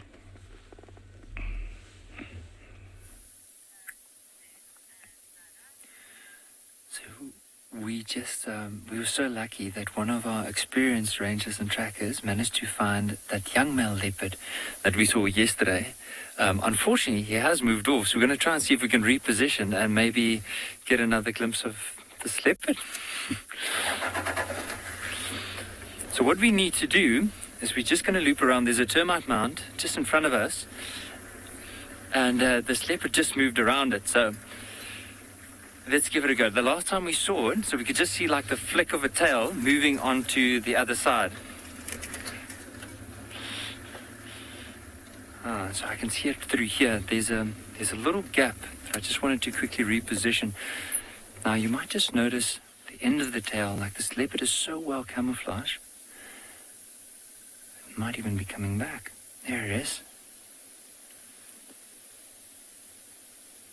Let's just maybe give it some time, because it is moving back to where it was originally. What I might just do is just bear with me as I move maybe 1 or 2 meters forward to see if we can get another glimpse of this young male leopard. And I'll tell you the story about it. Just go slightly forward. There's going to be another gap right through here for us. There we go. Now, it might not be the best of views because there's quite a few branches in the way, but hopefully we'll be able to just get a few spots to have a look at him. Now this is a young mouse. Let's see what he's doing now, how he's basically smelling the vegetation around. So his mom has recently been spending less and less time with him and his sister. Now it might be that she basically told him to wait here while she went out hunting, and because he doesn't want to move too far away, especially if mom comes back to call him, he'll still be around in this area. So he's been here for the last few days. But what a magnificent animal. Look at that white at the end of the tail.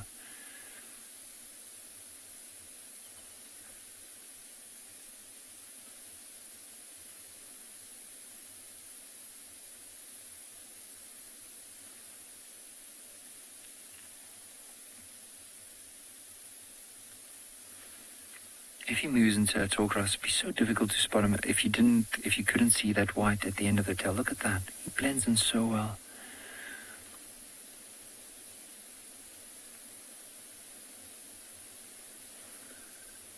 So let's try and see if we can follow him, just so that we don't lose him, especially if he does carry on in the direction that he's carrying on at the moment. But let's give it a go. But how just incredible is that to watch?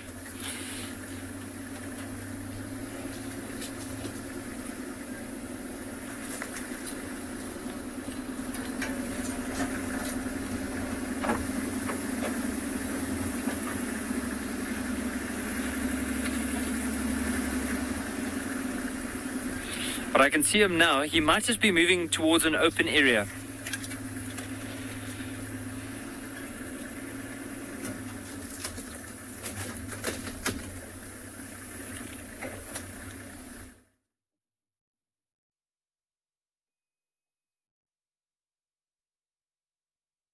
Oh, I wonder, this bird calling, can you hear it?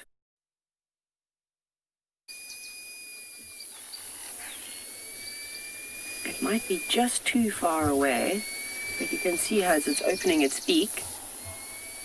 And I'm wondering if we should also play a little game. So let's do this very quickly show you anymore. Who can guess what this bird is? Hashtag either Wild Earth or hashtag CGTN Wild. And give it a bash. And see if you can guess. But we're not reveal the other bird, because if we do, we'll give the answer away quite easily. I'll give you a clue. It's not an adult. It is a juvenile, so it doesn't have its adult plumage just yet, which would make it quite tricky. So get those answers in as quick as you can.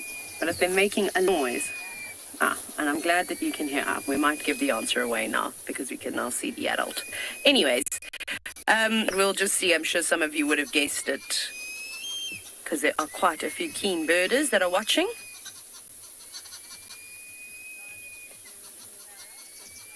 Alexander, you've guessed sparrow. Unfortunately, no, this is definitely not a sparrow.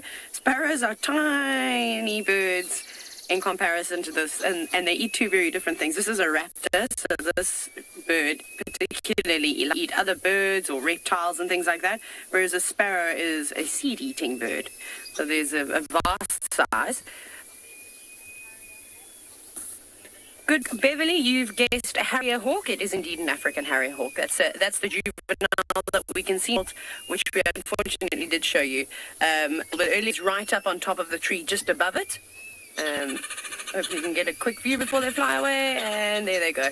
Anyway, so that was the harrier hawk. It's quite cool. So an adult obviously taking the youngster out for a spin, showing it how to do what it is needed to do, which is go around from tree to tree, check any crevices, any gaps between the bark, any little holes going into the trees too, because these birds are really, really good at specialized at hunting birds that live or roost in cavities. So if there are any little woodpecker chicks or barber chicks and things like that, they fish them out. They also like to scare the buffalo weavers in their nests, which there are plenty of in this area.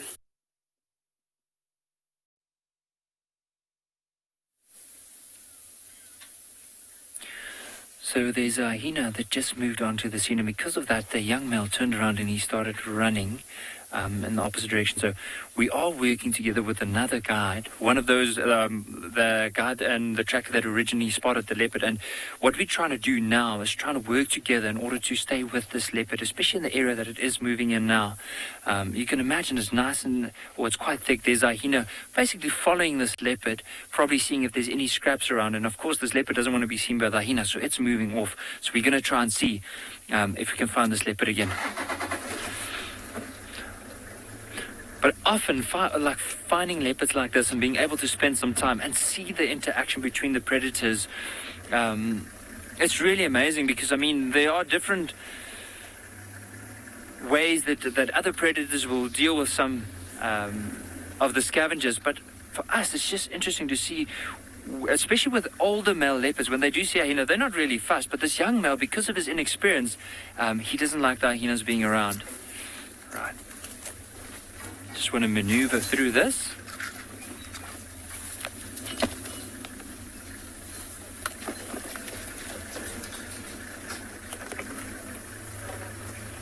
So we're trying to see if we can see that. Remember that white at the end of the tail. So now we're just going to see if we can possibly spot that. But if it starts getting too dense, we'll probably move out, because there's no need for us to try and bash our way through to see this leopard. So as I said, we'll move through all the open areas, but if we can't, that's when we'll probably make the decision to move out.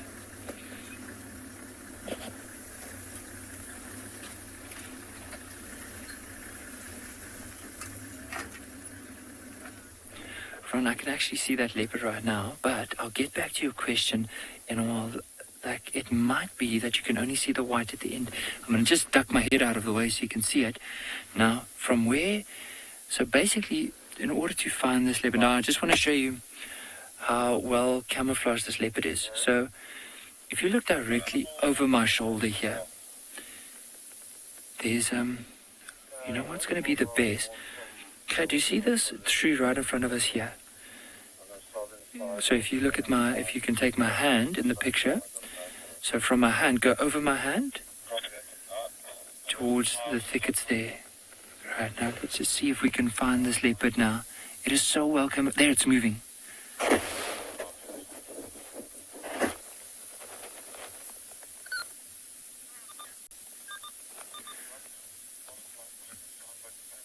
But it's not so with the interaction, so they don't really fight as often. So sometimes if there's a lot of hyenas, they might just steal the kill of the leopard. But it all depends. If the leopard has the kill up into the tree, then there's barely any interaction that you'll see there. But if they do interact with one another, there's a chance they might fight. Let's just try and see if we can get another glimpse of this leopard.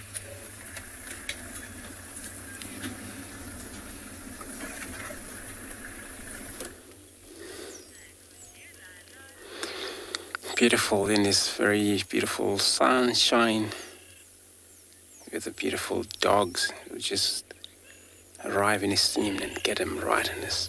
It's called Chito airstrip, right in the runaway, and I just believe that his no plane is going to land right now. But the one that's moving around in the background, these are the puppies again. They're all stooding up and move off the runway. And what I noticed, the closest one is kind of like probably had a blood still on their neck. To remind me of how these guys do. So the feed and the hunt successful, of course, could be that they had a breakfast. And of course, if you look under this one's neck, you can see the blood and haven't cleaned himself yet.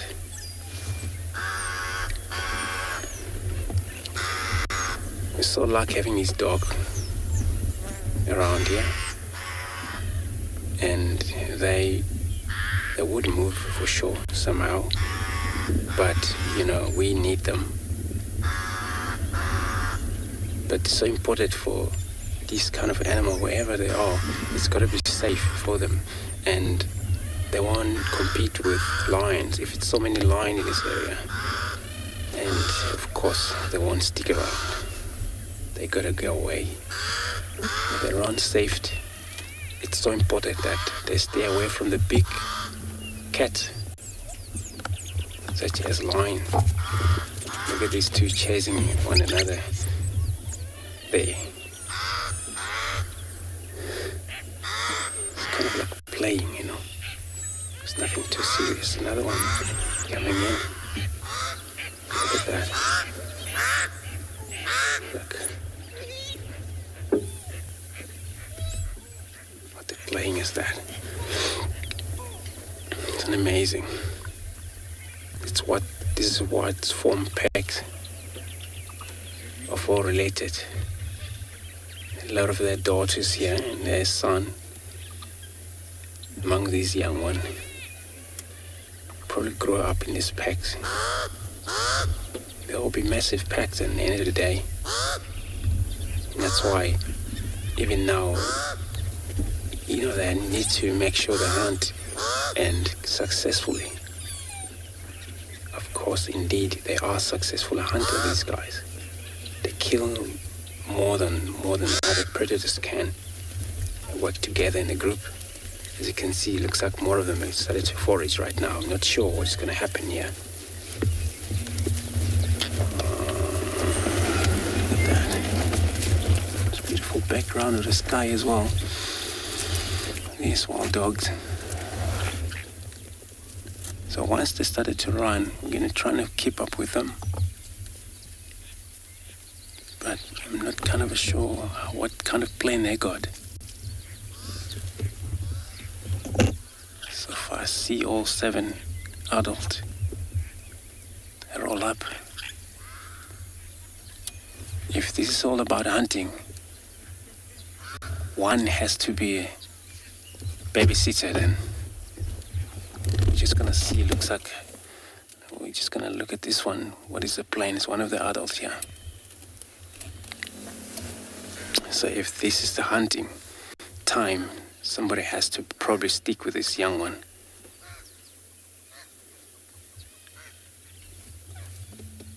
They're clever animal. This one is still looking. I'm not sure what they've seen, but they have a very good sense of smell. So they can smell things so far away, or heard things so far away. And it's amazing actually hearing. They're able to tell from just listening to the sound what kind of antelope that could be.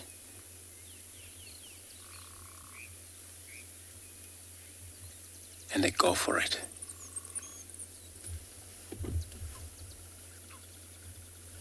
This one's coming closer to us, one of these male.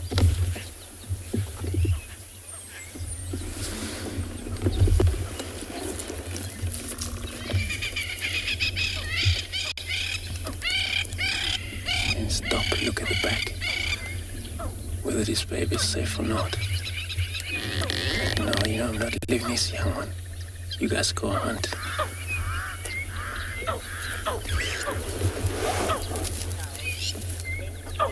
So FG, how do the wild dog clean themselves? So they, after they have feeding, and a lot of time they stay dirty, and if there's a chance of them clean one another, they can do that. It's not a problem, but they have to lick one another in that case. which is, I haven't actually seen that happen. I've seen it happen to lion in pride, to leopard, when they more than one in the area, especially females raising their cubs. They do clean each other, but also leopard is one of the animals that even when he's alone, you lick up the paw and then clean the face. But what I've seen here, some of these, they still have red face, and even though maybe they have a kill for it, probably early this morning, haven't cleaned themselves yet. It's probably the reason, but yeah, they would be finally get cleaned by moving through or going, because they're one of the animals, they love water as well. They can go to a shell of water and just like hyena do, get out wet, run around, finally get themselves clean. We'll wait here. It's such a beautiful.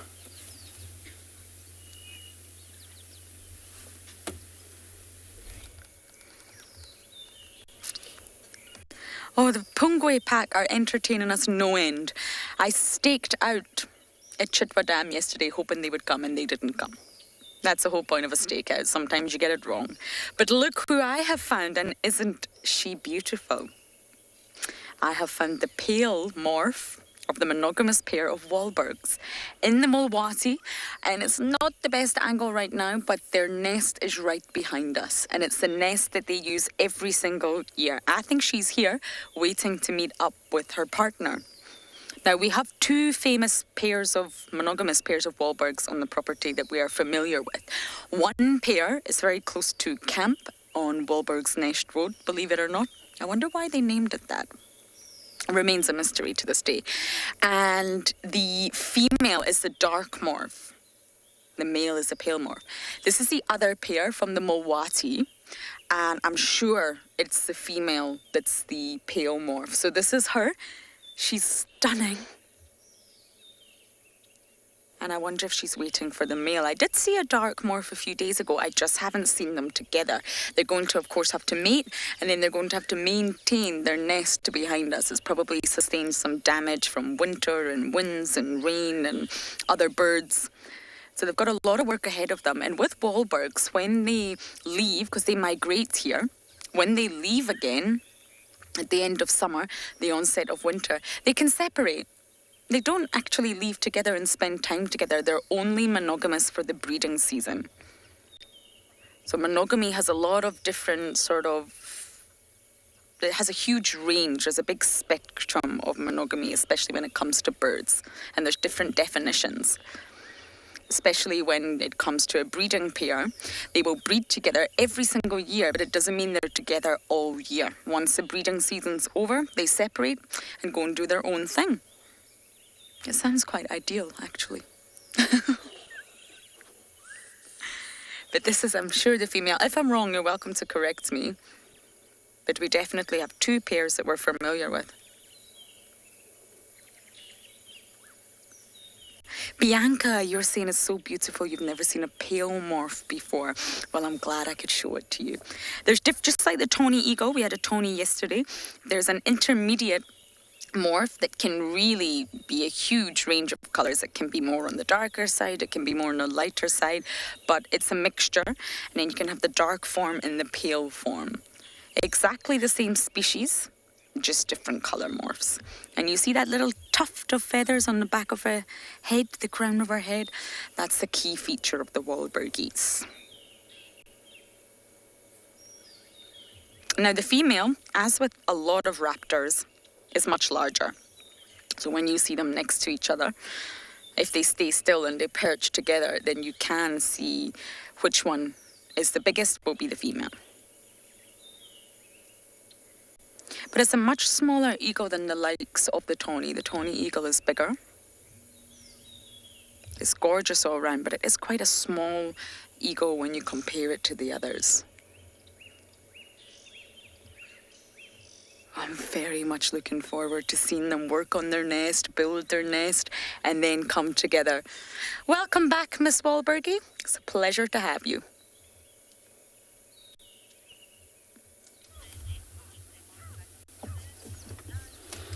It's beautiful Wahlbergs. It's time for them to return back here. And our dog is still here, when we discover what they're seeing, it's probably impala in a way distance. I don't know. We're trying to get through these bushes to be able to zoom through them. There it is. So it's probably this what makes them be excited of getting around, move around close by, but they're just, now looking. I don't think impala have noticed there's a problem around them yet.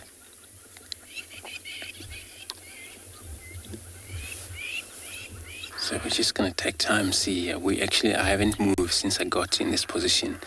Just want to let them do their thing.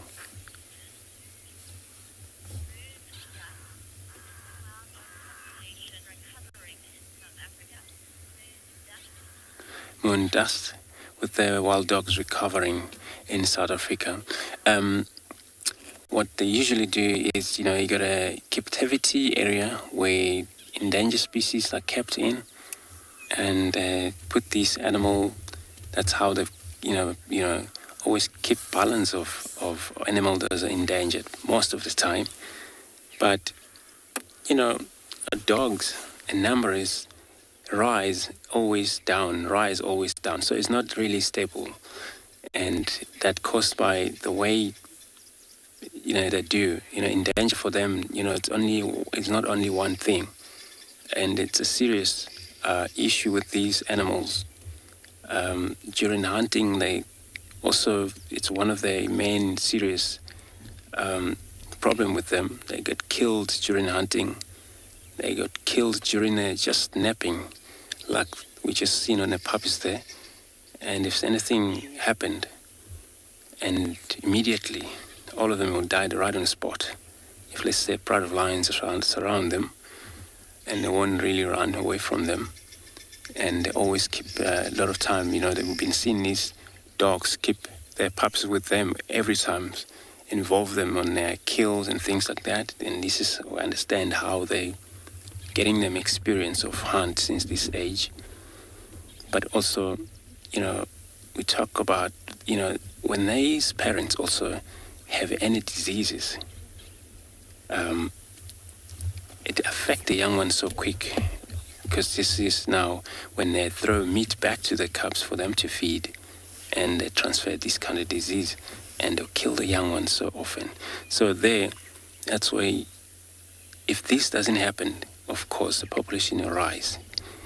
And remember, serious thing is, it's a main big cat, which is they are the main predators. So they're facing a lot of a challenge. And that's why I was saying earlier, it's so good, when they stick around here, and there hasn't been any sighting of lion in this area nearby. Maybe that's why they don't move around too much far away. Because if that's the case, then they won't stick around. That's why you won't see a lot of dogs everywhere, just because of so many big cats, so many scavengers, and they just can't make it.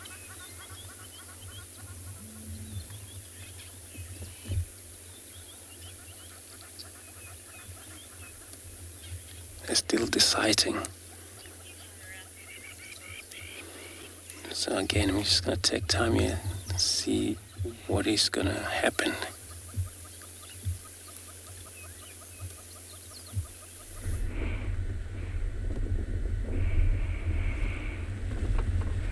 Jumbo. Something else, something different. It is the River Pride. Haven't seen them for quite a long time, since they were eating the buffalo, and here they are.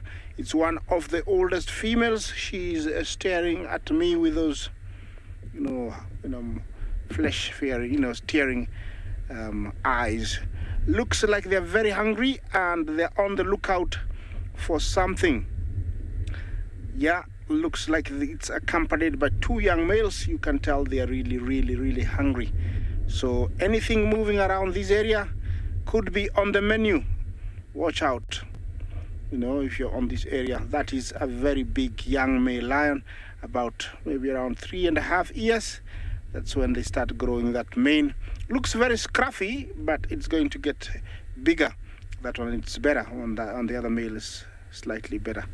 They are not starving, but they need a meal quite soon. Already, these guys weigh over 150 kilos, and they eat as much as fully grown lionesses that can eat up to 40 kilograms of meat in one sitting. You cannot imagine that. It's a lot and a lot of meat. Yeah. Usually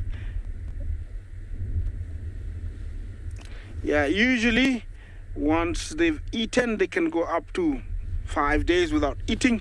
But if something is available, lions have been known to eat almost every day. So it's like snacking. After a meal, you just continue eating. And after eating, they can go 5 to 7 days, sometimes in very bad times up to even 10 days. But the snacking is a part of accumulating enough meat and fat, so when conditions are worsen, they can continue existing without any issues. Like right now, you can tell they are hungry, but they are not like really starving. The young boys looks like they're not very much concerned, because there is nothing on site until the female spots something, then they'll kick into high gear and help. They might not stick to this pride anymore, because already they're becoming very big competitors to the prevailing male, and the females eating a lot of food and dominating, sometimes even kills, so they will be chased off. And they are lucky because they're two. They'll form a coalition and become nomadic, and during their nomadic life is when they accumulate enough weight to be able to intimidate a prevailing male in a territory, so that they can move in. I know they're here and there is nothing on site, so I'm gonna move on, but I'll come back to them later on to see if they have found something.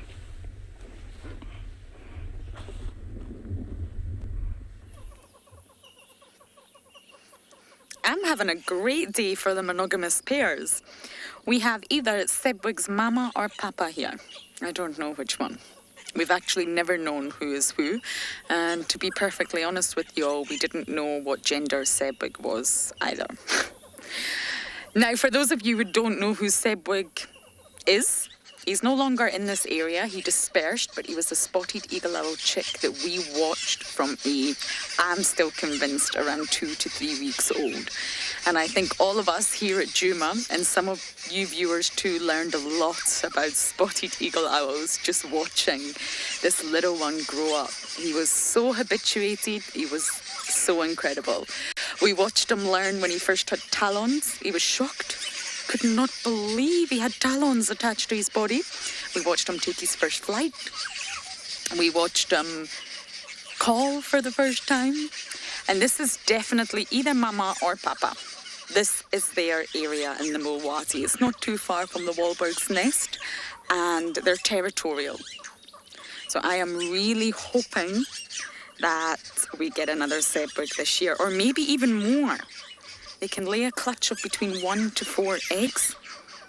But last year we really only did find Sebwig. Chris, you're saying you love their eyes. I know, they're just stunning all round.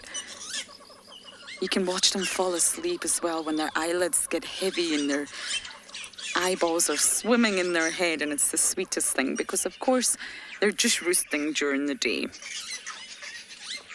Now, we first came across Sebwig last year on the 13th of November. So I think towards the end of October was when he first emerged from the egg. So we've got to keep a close eye on this pair. They're also ground nesters. So they'll nest in sort of little holes or little caverns. If you look at the area where this individual is right now, right behind them, there's lots of sort of pockets and holes under the roots of trees that they can lay their eggs. They're just the most wonderful birds. And this pair, well, the other one's here. But unfortunately, we can't give you a view right now. She flew away, or he flew away. But one of the pair is very habituated also, and I wonder maybe if it's the mom that we're looking at right now. I think the mom's a little bit more relaxed than the dad.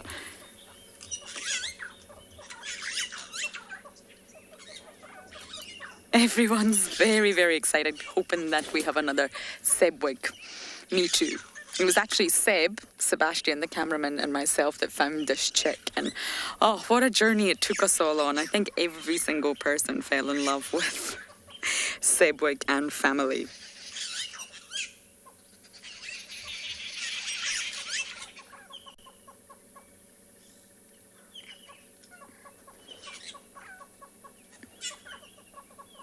Oh, I'm so happy. I'm over the moon. We've got Miss Walper back and the spotted eagle owls, Mama and Dada.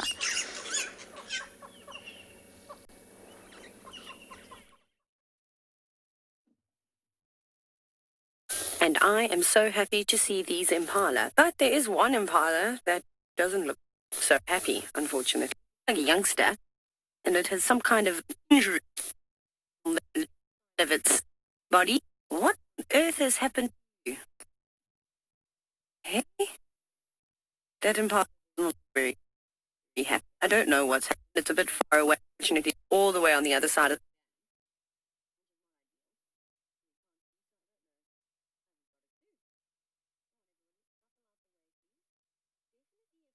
the hair missing there.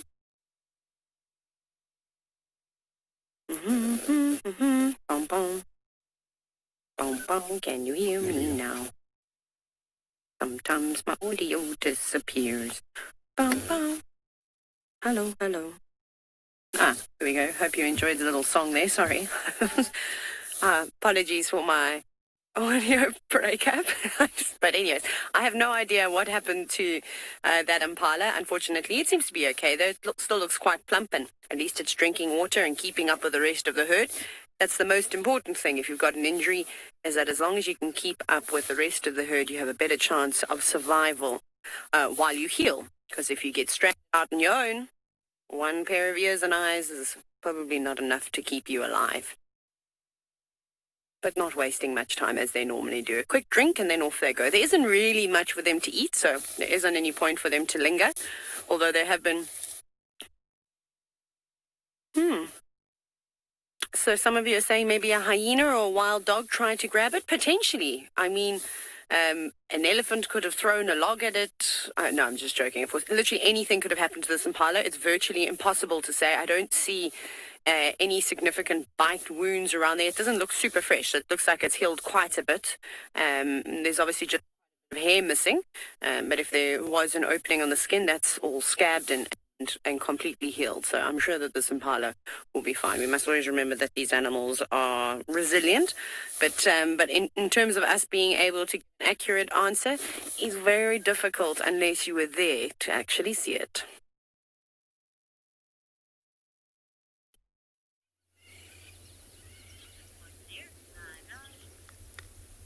Beautiful. These dogs now, they are just flat. And the impala is still way in the distance, but we've seen another dog actually return back to that puppy. So it could be that maybe they can't really do it right now. But, wild dogs, they don't really stalk. So the distance of that impala we've seen on the background, if they were going to hunt that, they were just going to run from here all the way. So maybe it's because they're eaten, and unless if that impala's got close enough. And there was also a visual of a water buck in some of the wood back there. And we just saw them stood up and move. So it looks like they're going to be chilling around here. I don't have a visual of this water buck right now, but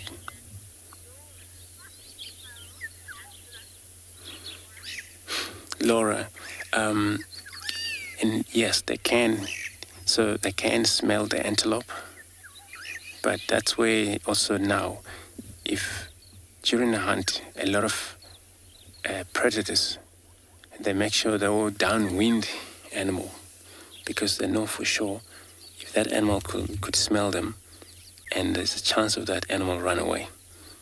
So, but with the dog, they don't have a lot of that system, what leopard does and lion and things, and they Looks like when you're looking at this impala, they've seen a lot of movement towards us, but they don't care. They're still playing, practicing fight. So yeah, they can smell. Very good at smelling. That's how they use them. Sense of smell, sight, hearing.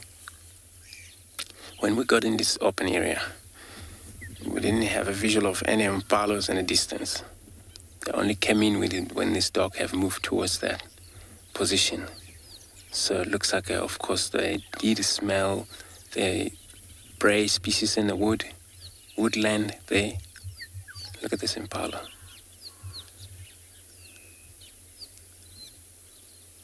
They're still doing their thing. These two have been giving each other a go for a while now.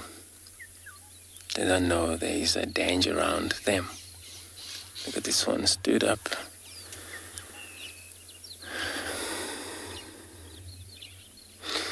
Like I said, I don't mind about showing off. And they show off like this. Oh, there was a defecation back there. Happening. Again, looking at that position of impala. Looking back. So if it was a lion or leopard, they would use a coverage. They would use the wood, so they would move into bushes and kind of surround that animals. But now you see there's all movement. Now he's just going.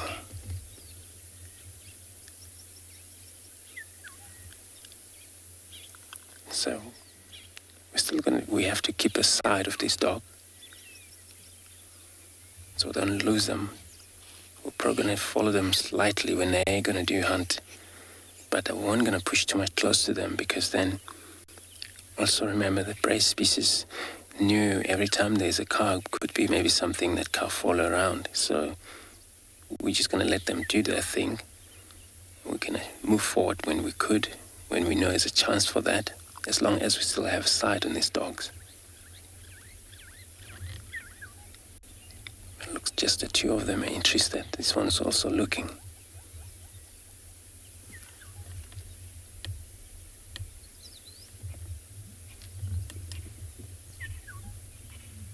Probably kind of some playing happening here. It's gonna run down there.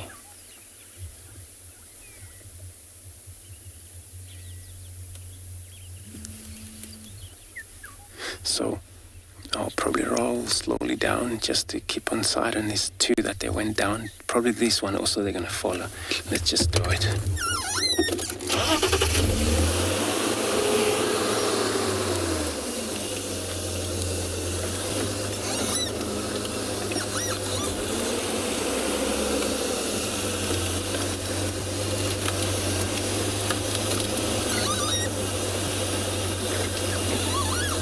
Yes, probably that they want to get around and come out and bring push the predators and the prey species towards these two that they're still here.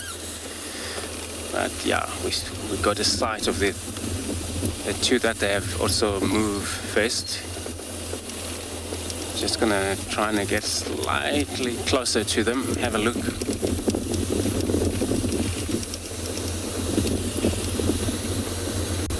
Quite a grassy around here, but yeah, we're getting there slowly.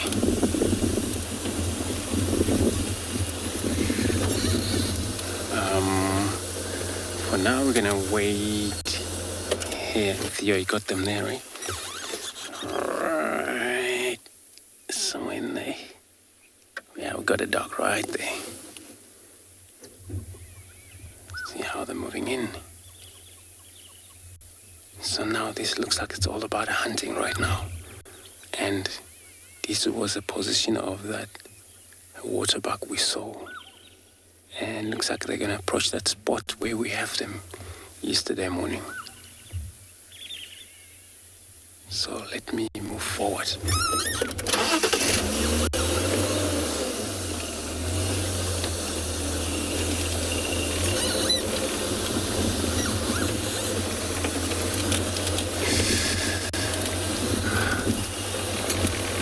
Really it is. I mean, this is really great. Great thing to see indeed. They're on the road. Right there on the road. Everyone, look. Just gonna keep them keep the distance as much as we can. And one went, one still on the road there.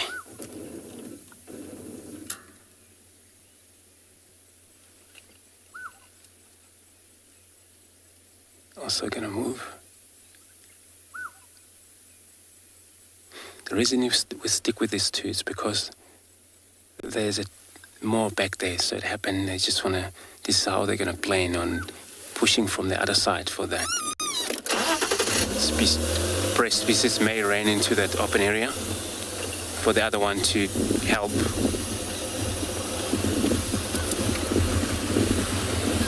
It's really brilliant to see the dogs on hunt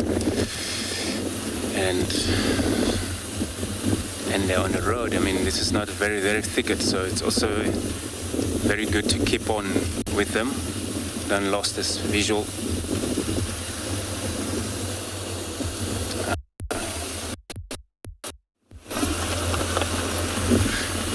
So Emily, how long for them to take for them to stalk? So it doesn't really take long. And we were talking about how they do that. So they do different to leopard, where leopard can take probably like 3 hours sometimes, get close enough to prey species, where these, they don't have to do that.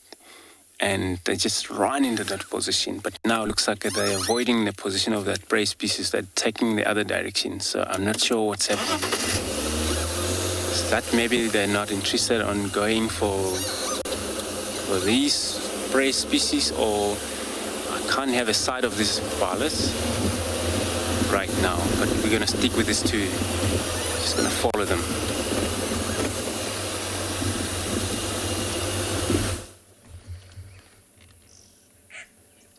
We couldn't leave. We're having such a nice time with this spotted eagle owl that we decided to stay a little bit longer.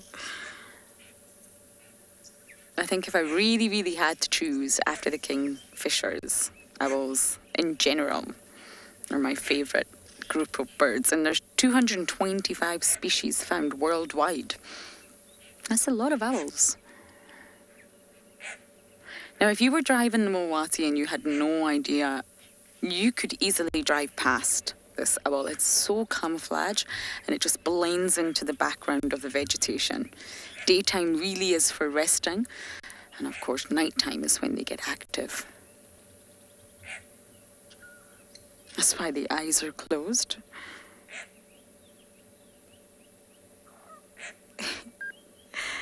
Heavy, heavy eyelids. I know the feeling. Oh, we're having a little look. Oh, we'll go back to sleep again.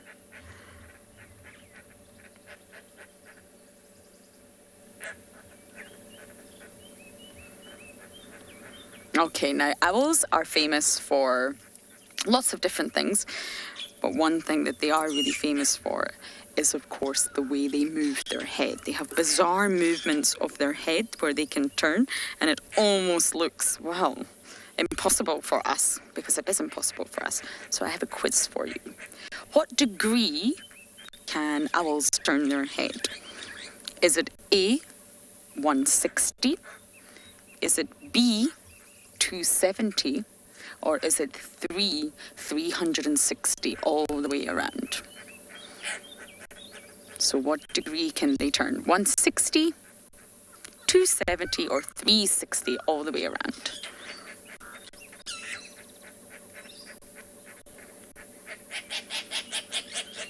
Make sure you choose your answer wisely. Now, I was hoping the other one would come and join, so we'd have the pair next to each other, but I don't think that's going to happen.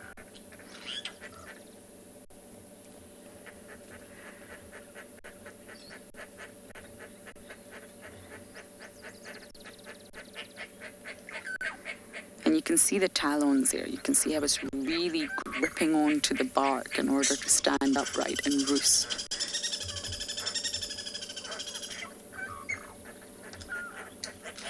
Okay, we probably will move on now and let our gorgeous owls sleep.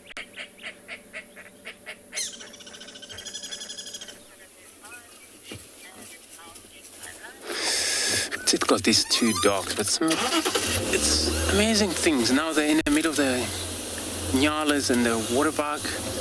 these two, they're still running past this water buck. So I'm not kind of sure. Maybe they're looking for a good size of. Looks like they're gonna. Let's go. I'm gonna go this way. There's a lot of nyala running around, as you can see, but they're not actually interested on them. But just gonna get a gap and just to get a sight of this dog, and maybe there's a small antelope they're interested on hunt. Oh, there's another male nyala. I just want to wait here. Don't want to disturb them. You know, if this is the case, then they look for a small one, and they're probably gonna keep running like that. Poor bull nyala getting out of the wood. They've been disturbed. Yeah, they run. Okay, let's get the dog. Let's see if we can get a dog sighting there.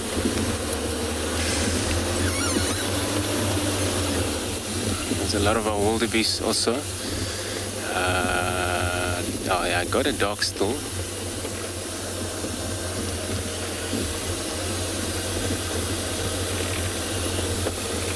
Just gonna stop here. Ah, it's got a dog there. Probably drinking, I think. We're now on Chito Dam wall. But there's water on the side there. Maybe this was all about thirsty. It was not all about hunting, I'm not sure. Because, you know, it's amazing that they walk past many of the antelope back there, and they didn't actually even chase or show any sign of hunting on them, as we saw that bull nyala also came running from this direction. It's because maybe they're eaten, or we'll see what is going to happen here after the drink. Or if there is a chance of maybe a small one, probably maybe, I don't know, we'll see. Still drinking there. It's a quick drink. I mean, maybe it's not enough of water there.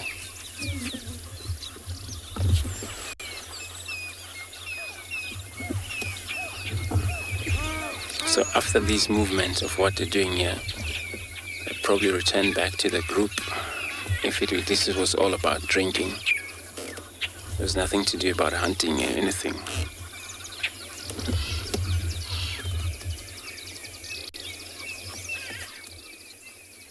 But they're still checking around.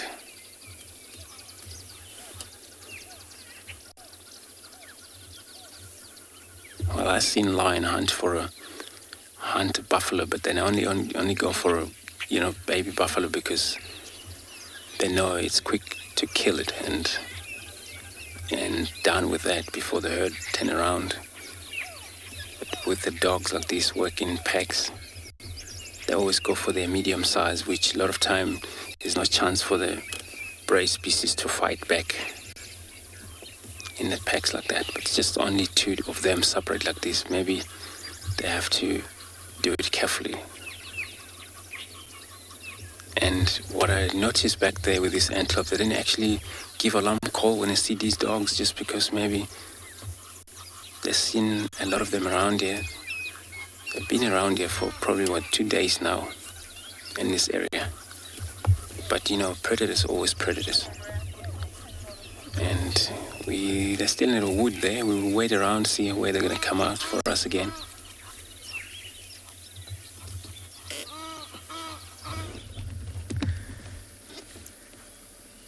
This is the other half of the monogamous pair. So whether it's the male or the female, I'm still not sure. But this is the other half. So they're in very close sort of visual contact with one another, but on separate trees. And this one appears to be just a little bit shyer, if you like.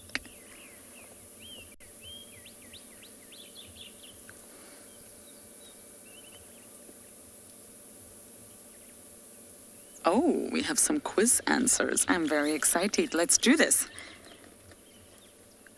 Alistair, you say 360, so all the way around. Sadly not, I'm afraid. It looks like they can, but owls can't swivel their head all the way around. Not completely, but good shout, Alistair.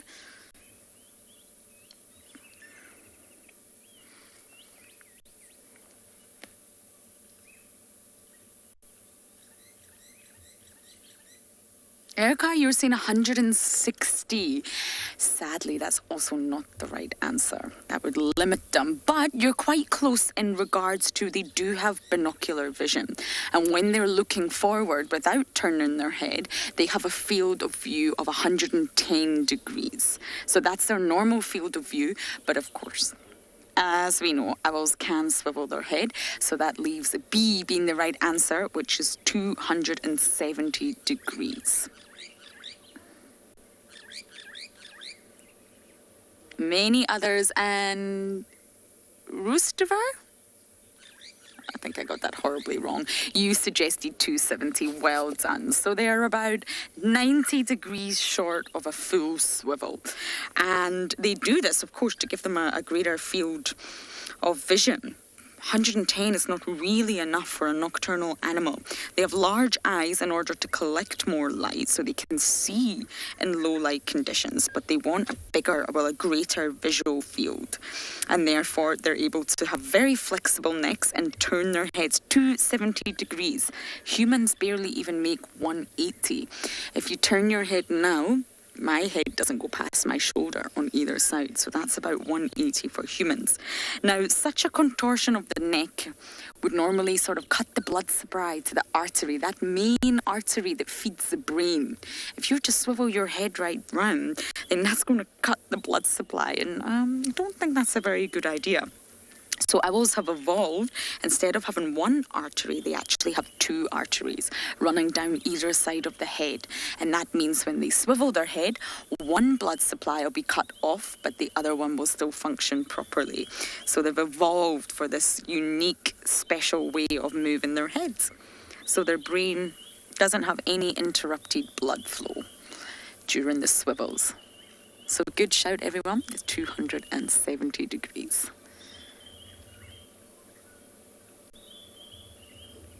I'm not sure I would like that, thinking about it, always seeing what's coming up behind you. Ooh.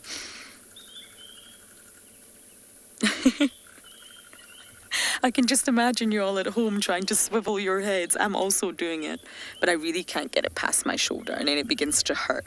So humans have quite a limited field of vision, but it's more than the owls if they weren't able to swivel their head. We have got some movement, it's just not a very large one. Animals have got to have adaptations when it comes to being nocturnal. And as well as having large eyes, that's exactly why they have this swivel. If their eyes were placed on the side of the head, this would give them a wider peripheral vision. But they're not. They're facing the front of their head, just like us, and they have binocular vision. And that's why they have to compensate for it.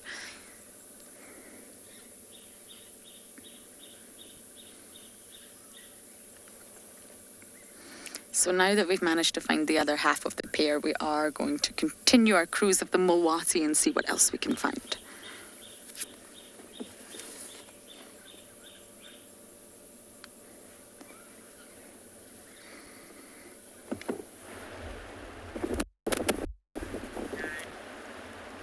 Well, Lauren, keep cruising by the river bend. And the village I come from, owls, when you'd hear owls calling at night, not sure why, but we always thought they would mean bad omen. I don't know. I mean, personally, I didn't believe in that. But people would believe someone would either fall sick or something would go wrong in the village. And if the rains, for example, were falling, the rains would stop the following day. I don't know. Or you would get very big and heavy, damaging floods. I have remained by the Mara River. You can see how quiet it is this morning. Not a single animal I've seen yet. Of course, we still got the hippos inside the water and the crocodiles. Might be showing you one of the crocodiles a little bit later. I only saw one antelope coming close.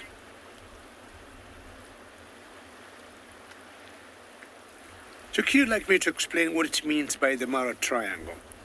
Now, the Masai Mara Game Reserve is about 1,510 square kilometer. It's huge. I mean, not like the Tsavo National Park or the Serengeti National Park, which neighbors this one. But the Mara Triangle, if you look at a triangle, one arm of the triangle is what Bungei, who is in the camera today showing you, and we call that the Olo Lolo escarpment. It's long, it's about 30 kilometers in length, and it ends at the drop very close to the Serengeti National Park in Tanzania. The other side of the boundary, or rather the triangle, is what we're showing you now, and that is the river. That's the other arm of the Mara Triangle. And then finally, it is the boundary between the Masai Mara Game Reserve, in that direction the camera is going, and I would say the Serengeti National Park. Now, Kenya neighbors Tanzania in the south, so we'll have Tanzania there, that's the boundary between Tanzania, the Ololo escarpment that we just showed you there, and the Mara River that's here, and that's what forms that particular triangle. That's why you call it the Mara Triangle. A little smaller than the Greater Mara, and it's about 500 square kilometers or so. And the river flows downwards, originates, or the watershed is in Kenya, going all the way to Serengeti, and then it drains in the Lake Victoria. I'm still remaining here, sitting quietly, hoping that the herds at one point will pay us a visit.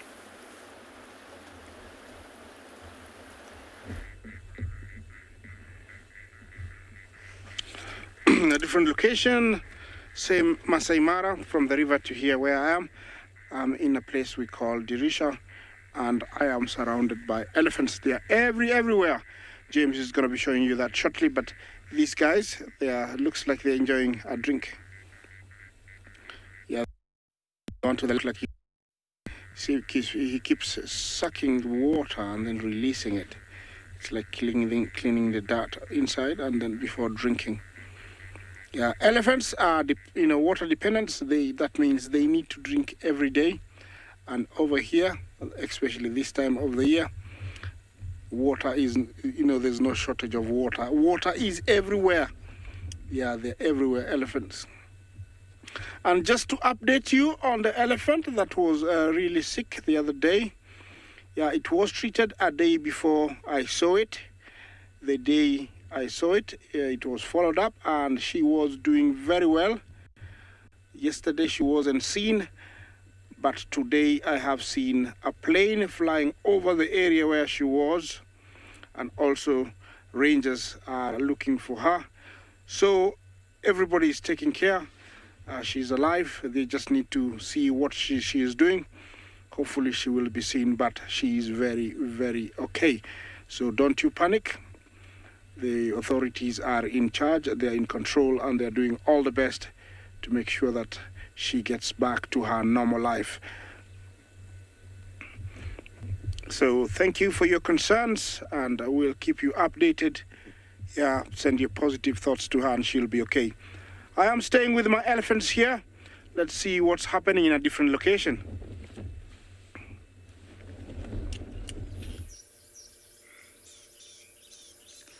The Mulwati just keeps giving today. You know, when you feel someone's watching you, you can't quite figure out where. And then you look up on top of a termite mound and lo and behold, you are being watched. Hello, mongoose. I can only see one, so I wonder if this is one of the alpha pair. Very similar to meerkats, very closely related to meerkats. One comes out first. Normally it's the male in dwarf mongoose to check. Is it safe? Are there any predators? Is there any danger? And then they go back inside to the rest of the family, and they'll let them know, hey everyone, time to wake up. Safe to go out now. And I wonder if this is why we can only see one. This is a checker. We get lots of different species of mongoose here, but it's definitely the dwarf mongoose that are the most common here. And talking of mongoose, let's go and learn some more about these wonderful animals.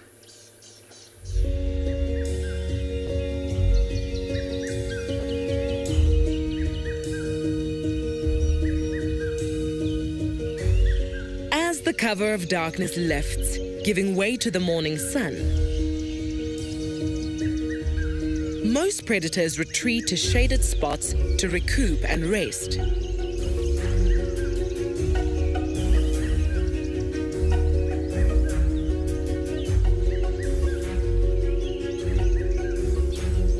Leaving the clearings of the lowveld open to an assortment of prey animals, big and small, relieved to have survived the night.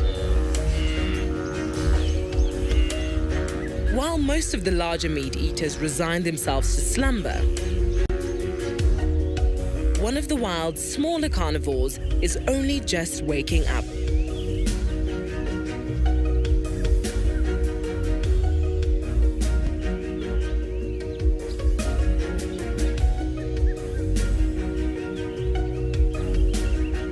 Dwarf mongoose live in colonies.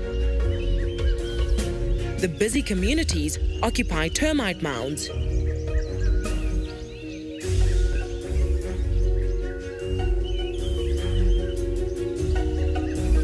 using these naturally well-insulated structures to house and protect their many members.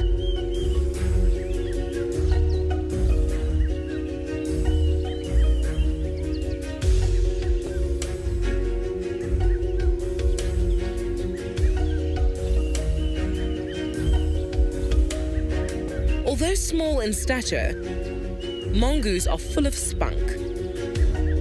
They are never without something to do, from foraging for food to establishing their dominance, to coming up with creative ways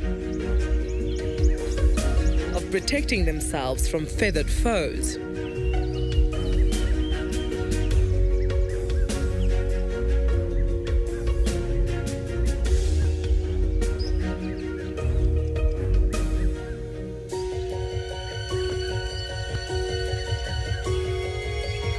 One thing is for sure, a morning with dwarf mongoose is wildly entertaining and time well spent.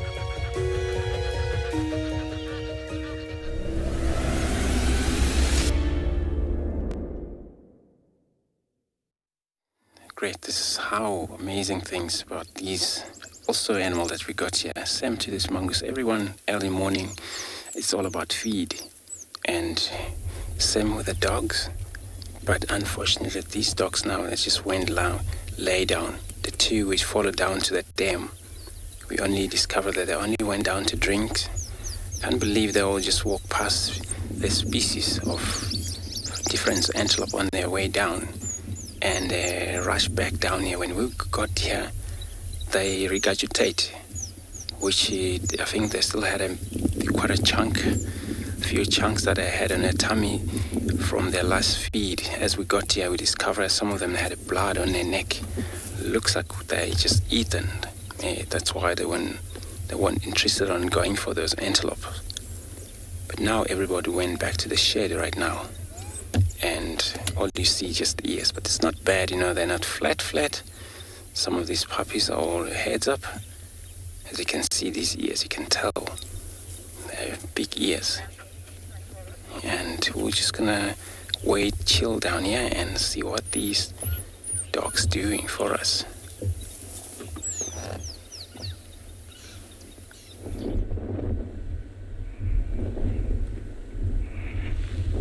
Yeah, still with my elephants. Yeah, these are new ones. They just came in from the forest behind me, and it looks like a small breeding herd. They all are scattered everywhere. Yeah, this is a small breeding herd of about maybe 9. It's typical, it's a good size. Usually it's made up of the main matriarch, and the rest could be her sisters and their offsprings. Yeah, yeah, you might think that we have too many of these guys, but their numbers dwindled really badly from the 80s, 90s. To come the year 2000, their numbers really went down rapidly. We were losing elephants at a rate of one each 15 minutes. But, in the last 10 years, the number has stabilized. And places like here where there is a zero, hunting or poaching of these huge creatures, the numbers are coming back, but very, very slowly. I can't tell you the population, but it's doing very, very well. Current population in the whole of Kenya stands at around 35,000, but that is just very minimal. That's a very small, consider to what numbers we had in the early 1900s, where it is believed we had about maybe 500,000, elephants roaming freely everywhere, around Kenya. In the 1969-70, there was a good number of them, but the biggest number was taken by a man with a gun. Yeah, but here you can tell they're very, comfortable. They haven't been hunted for many years, so they tolerate us, and I'm very happy, to see this. I hope you're enjoying this, guys. This is live. It's coming from the Masai Mara, the Mara Triangle. Talk to us. Continue talking to us. Yeah, hashtag CGTN Wild, hashtags, Wild Earth. Yeah, question and comments are very, very welcome. You can hear the, frogs cheering. They're very happy to see the elephants also, because once they're in the marsh, they mix up all the mud, and sometimes they get something to eat, from things escaping. Looks like there's one way ahead trying to throw a little tree to the other one, the other one's head. Yeah, it's very normal for them this time of day to, get into the bushes and rest, because it's really getting warm. Yeah, and it's a nice place to be out, inside the bushes to rest, keep away from the direct sunlight. Their skin is very thick, about 2.5-3 centimeters around the back. Generally, the color of an elephant is gray, but depending on where they occur, it can be much darker, almost black, or very brown, depending on the soil, because they're always applying extra layer, which acts like sunblock, mixed with mud or water. It acts like sunblock. Now, this is a totally different herd. Yeah, you can tell, there's a few females, lots of young ones. Lots of youngsters. It looks like the matriarch to the left. She's not as old, I would say. Yeah, I'm gonna, stay here, enjoy my elephants for a little bit longer as they come. And we can always see something else from my fellow guides, in different places.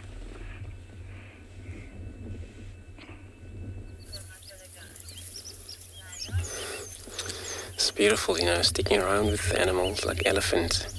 Good choice. They got a lot to do. They always do something. And just like these dwarf mongoose also.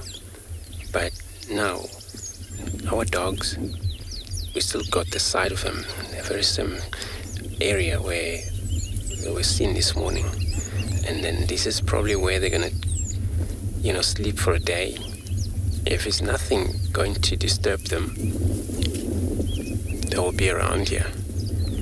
So unless there is a problem where other animals, big cats arrive in this area, then they have to run. They have to get out and move different area. Or if they ever interested on something that's close by they can hunt and kill, of course they will change this position. But for now, it's getting slightly warmer, so I don't think they're going to have a beautiful shed in there. As you can see, there's all of them in a shed. But there is two on a far distance, right inside there. These are also they're not included in the group here in that shed, but they're part of the group. And it's so that they're probably having a good time of themselves. Just can't take a look them enough, because sometimes you find alpha male and alpha female, they're the ones sometimes they don't spend a lot of time with their puppies, especially this age where, they rely on whoever is a babysitter here. When they go, babysitter will take care of them. And then this is how it happens. But we'll see. They're probably going to stood up, run back to this group here while we are around. So I'm going to take more time here, wait for these dogs.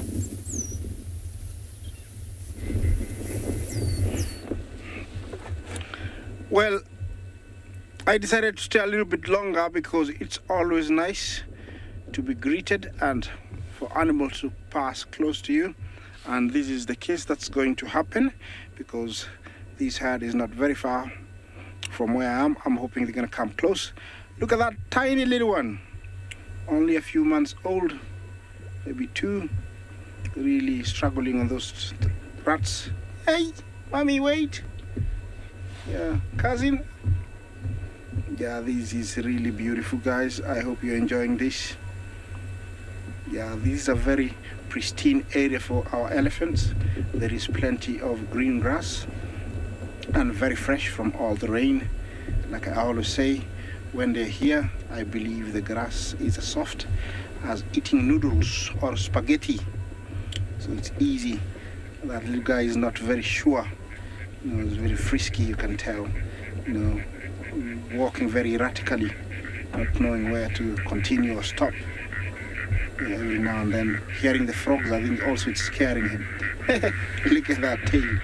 Yeah, every time you see an elephant tail up like that, it means they're not happy, and usually they normally take off. They're really, really fast. Now they're right in front of me. They're right in front of the vehicle now. This is amazing. This is what I really was looking for too.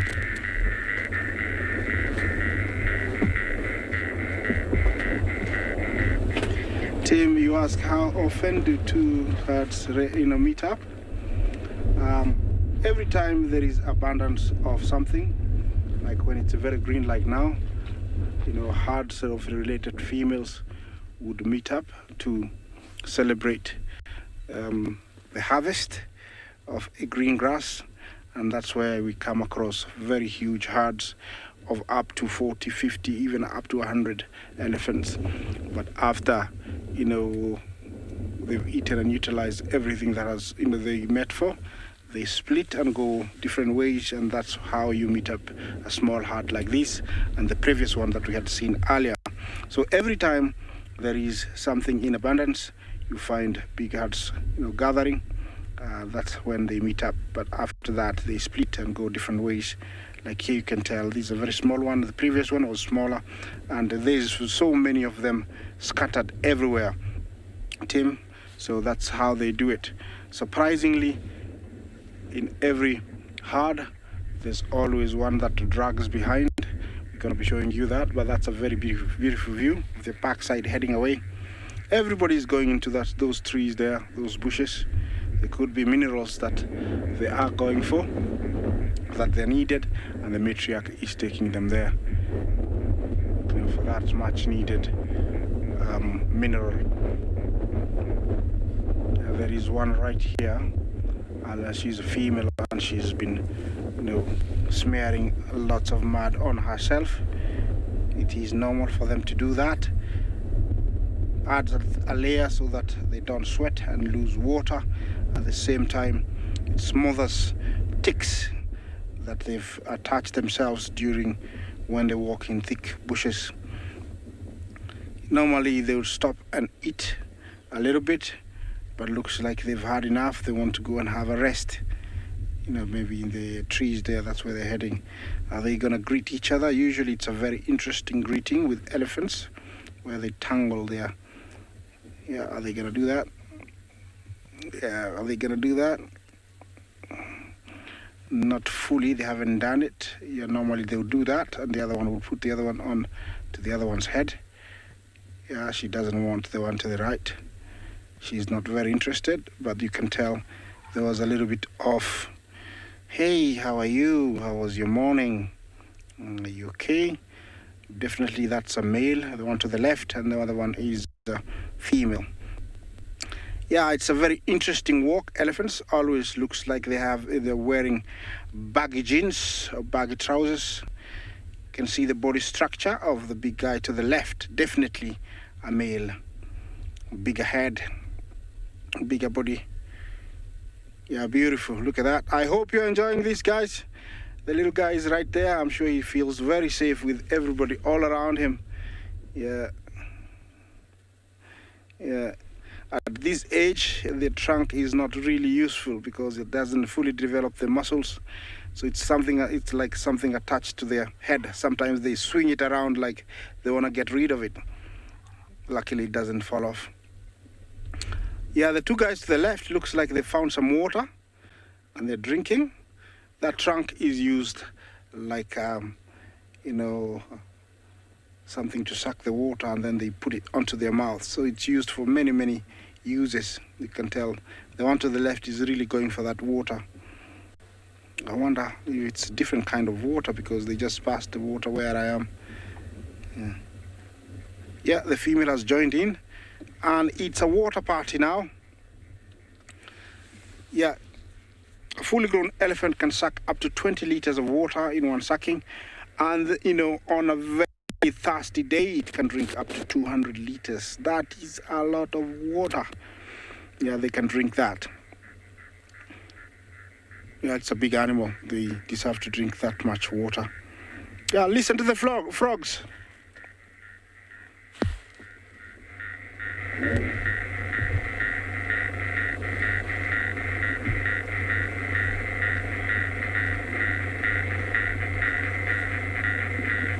Yeah, there's another like 20 elephants just appeared out behind me. You cannot believe this. There are so many. There are so many. Just hold on one second. Yeah, they're all coming. You see them? They're coming. Lots and lots of young ones. Yeah, I hope you're enjoying this. It's really super cool to see these many elephants. They're just coming and coming and coming. It's easy. It's easy, about 50 here. Very easy. They're everywhere. Yeah, enjoy that view of elephants.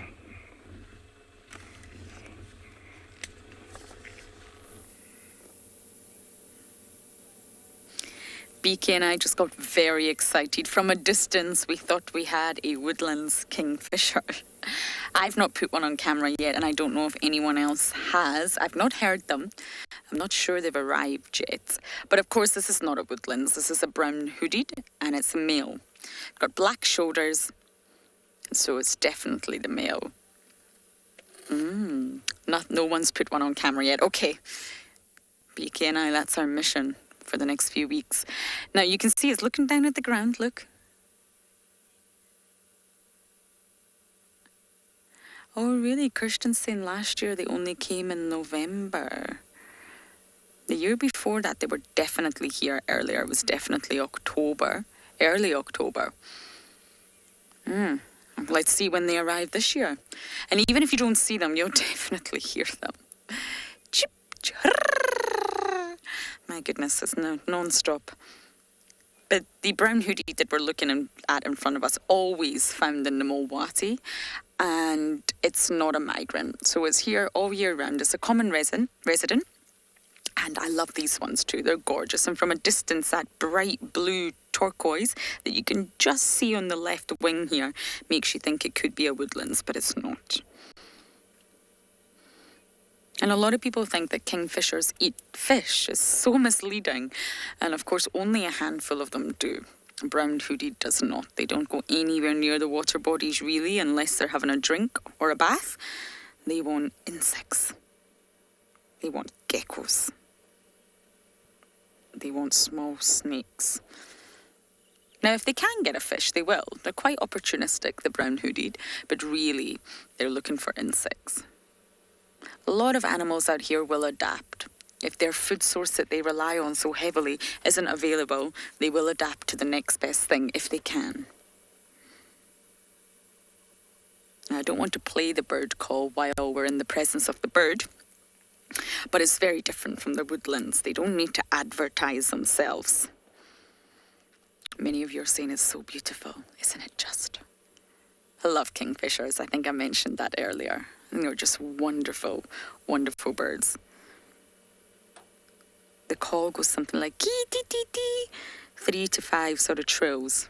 Starts off high and then goes low. Kee tee tee. Maybe that's a little bit better.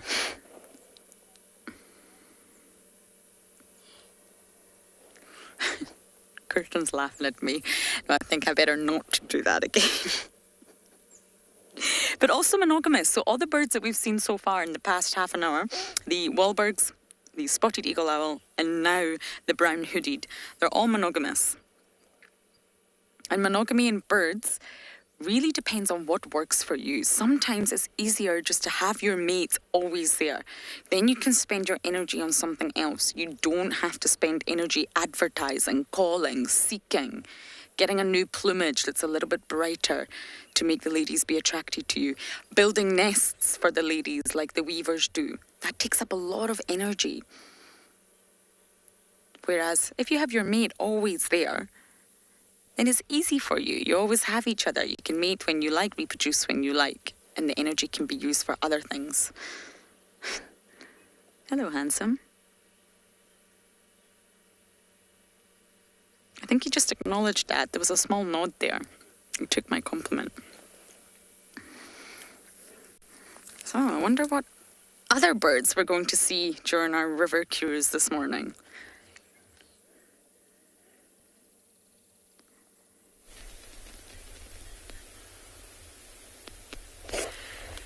Welcome back, and the luck continues at Anbionpinda Private Game Reserve. When last we left, we had a mother lioness with 2 small cubs, and they were busy feeding on their mom in the shade, and as we watched, they got a bit hot and they walked off further into the shade where we couldn't see them. And then we heard about this amazing sighting, another mother with 2 small cubs, but this time a cheetah. And something like this it just fills my heart with joy, because this is really fantastic for conservation. You know, cheetah are very, very highly endangered. And so when you see a successful female like this with cubs that she's managed, especially even at this age, they're still quite young. I'd say they're probably about 4 or 5 months old, these 2. Such an exciting sighting. And it's so special that she's managed to keep them safe for this long, and I'm sure she's going to continue to do so. There's only about 7,000 cheetah left in the world, and they really are in need of huge conservation efforts. The main threat is that you can, just if you look at her body language, you can see how she's upright, she's looking around. In fact, all their heads are facing different directions. And they need to stay constantly on alert. If you compare this behavior to the behavior of the lions we saw earlier, you know, the mother wasn't very alert. Her head was up, but she wasn't concerned with anything around her. That's because they're at the top of the food chain. Now, cheetah are very much at the bottom of the predator food chain. You look at the head of the mother and the cubs, you can see how much smaller that is. When you compare it to that size of that lioness's head we saw earlier, you can see it's really, really small. In fact, even the teeth of the cheetah are really tiny. They're built just big enough to be able to suffocate an animal. As she turns around, we might get a glimpse of that. The whole body, in fact, is built for speed. You can see the arms are very slender. They don't have a lot of muscle up at the top of the body. They're quite small in stature. And the reason is because they need to be lightweight to reach the speeds that they do. They can reach up to 100 kilometers an hour. I've also read of reports of 120 kilometers an hour at full speed. You can see that posture as that cheetah cub climbs up and moves around. So for that reason, they don't have much in the way of defense. Their teeth are tiny, they don't have many muscles, and even their claws, I don't know if we can get a zoom in of the claws somewhere. can maybe even see that the claws are sticking out. Now, the claws act as traction as they run. So it's different to lion and leopards, where the claws, they actually retract their claws as they walk to keep them really sharp, because as they jump onto animals, to bring them down, they then extract their claws, and their claws are nice and sharp to get a good grip. Cheetah don't hunt the same way as lion and leopards. They run behind their prey, and they've got a dew claw. Let me just see if we can get a good look at one of those. I'm not seeing a good... just in the front cheetah cub, there's a little dew claw sticking out. So it's a claw away from the pad, and that claw, they run behind their prey, and they actually swing their arm at the prey, and then that dew claw catches on the leg of the prey, and the prey then falls, and then they go in for their kill. And that's how they hunt. So we're going to continue watching these cheetah for a little while. They seem to be quite comfortable in the spot, so I doubt they're going to move.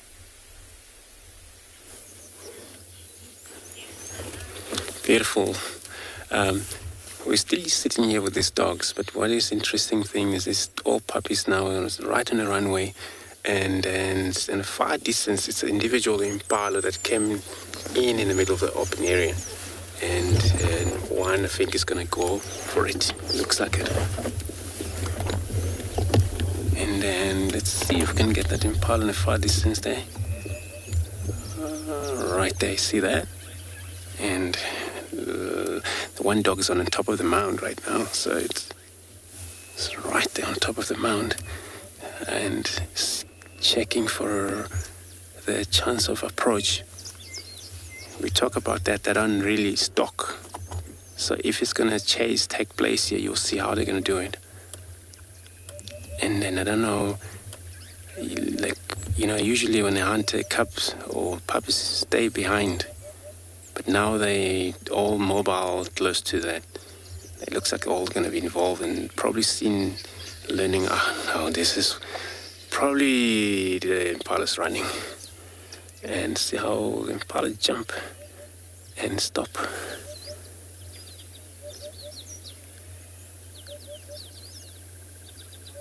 And the dog, then I don't know, maybe they're not very interested, but that one was pushing close to that impala there. Well, it's probably loss of a lot of energy when they're full belly anyway. So we're just we'll stick around with this dog, see what they're doing here. And I'm gonna drive close, follow them. Very interesting things.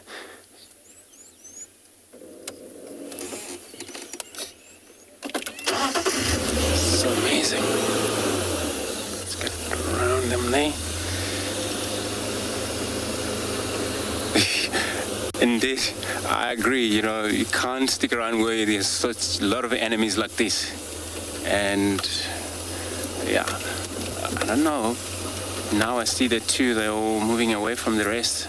Probably those are the ones that haven't taken a drink yet. And if that's the case, probably all of them went down. And let's just here. It's beautiful, nice, and open area. What I see is there's impala still there on a way distance, where these whole dogs now, they're gonna. I see that impala is still staring at these dogs, but it's quite far. This dog looks like they're gonna move a different way. I don't think they're gonna bother hunting that. So, and then this case looks like this is how they're gonna change shade to another one, and that way they're going back to near the Chita Dam. And we stick with them. Let's follow them. It's amazing. All you see is just all white tip end of their tail. So they have white on their tail, both of them. So this is their follow me mechanism. So it's gonna go close to them, spend time with them.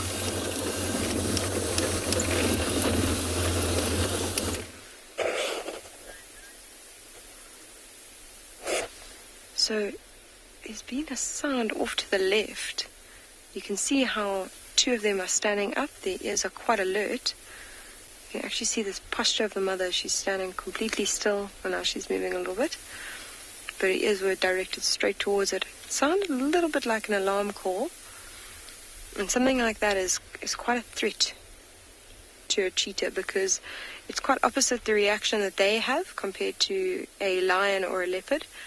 You know, they might actually, their interest might be piqued, and a lion or a leopard might go towards the alarm calls because they might be able to steal the kill from some other animal. To the cheetah, that means danger. It could mean that there is, potential other predator in the area, and she now needs to stay on the alert and keep her cubs safe. It's actually incredible, these animals, how alert they are the entire time. So Riley, this is a female cheetah, and they do not hold territories. They hold home ranges. And to answer that, it's generally maybe about 6 to 7 square kilometers, but it does change. I mean, that's the area she'll move in for a while. But what we have noticed with our female cheetah here is that they actually end up traversing the entire reserve. So their general pattern is they like to have their cubs in the south of the reserve because it's very open here, so they can keep them safe. And then what they do, once their cubs are a little bit older, they tend to trek all the way to the north of the reserve, where they continue raising them at that point. Again, the north of the reserve has these beautiful big open plains, and that tends to be where they raise them from about 7 months onwards. It's a general pattern. It doesn't apply to every cheetah, but it is what we are noticing. Then, once the cubs start getting to the age where they are going to leave the mom, that's at about 17, 18 months, they start to traverse the entire reserve. They go from area to area, section to section, and it's to show the different areas to these cubs. Now, it's really important that they get to know all the different terrains, because a cheetah needs to know where the next safe spot is. If they come across a lion or a leopard or a hyena or something that is potentially dangerous, they need to get out of that area quickly. Now, the most dangerous time for them is actually when they are trying to get away, because that's when they might go into something else that is a potential threat, and they might have already used up all their energy. So if they know where the next open plain is, where they know where a safe area is, then it increases their likelihood of surviving. And it's skills like this, or skills like these, that make these female cheetah so important to the conservation of these species. There are a lot of cheetah that we have in captivity that are trying to be rehabilitated, but a cheetah like the one we are looking at now, she is just worth her weight in gold, because not only has she built up an immunity to many parasites or many diseases that we get naturally out in the wild, but also she's built up the skills to know how to prevent interactions with lions, leopards, hyenas, and she's going to pass those skills on to the cubs. It's not something that is ingrained in cheetah. They do need to sort of learn it. They need to get exposed to the other animals and learn how to get themselves out of those situations. And it's something as simple as what she's doing now. She is lying down, but her head is constantly up, constantly alert. Even her position, if you look, her back is actually towards the wind. You might be able to see some of the grass blowing in her direction. And that is because she's got the wind carrying sense of anything approaching from behind. So that'll alert her if something's moving from behind her. And she can scan the front of the area to check if there's anything in front of her. And that's how she's keeping these cubs safe. In fact, if you look at the bellies of these cubs and the mother, they all look pretty rounded. And also, if you look at it on her face, there's a light tinge of red. She's quite well groomed, but it does have a slight reddy tinge. So she's managed to clean herself. In fact, her cubs would have also helped clean her face there, because it's quite difficult for her to get all those spots. And I think they have been feeding possibly late yesterday afternoon, and they'll most likely stay in this area so long as they're safe for the rest of the day. We're going to sit and stay with them for a little while and see what they get up to.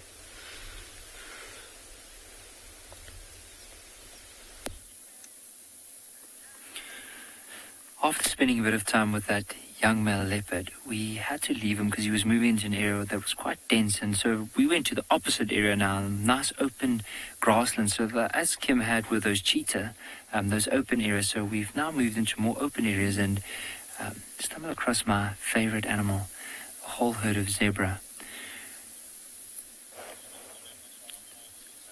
Now you'll notice there's a few of them. Some have their heads down, others have their heads up. But they blend in so well, especially from the distance. It's really hard to see them, other than the one that's closer towards us. The others, especially with you'll notice that some of the branches, because they don't have leaves, resemble a lot of the stripes that you can see on those zebra. But a fairly big herd of zebra.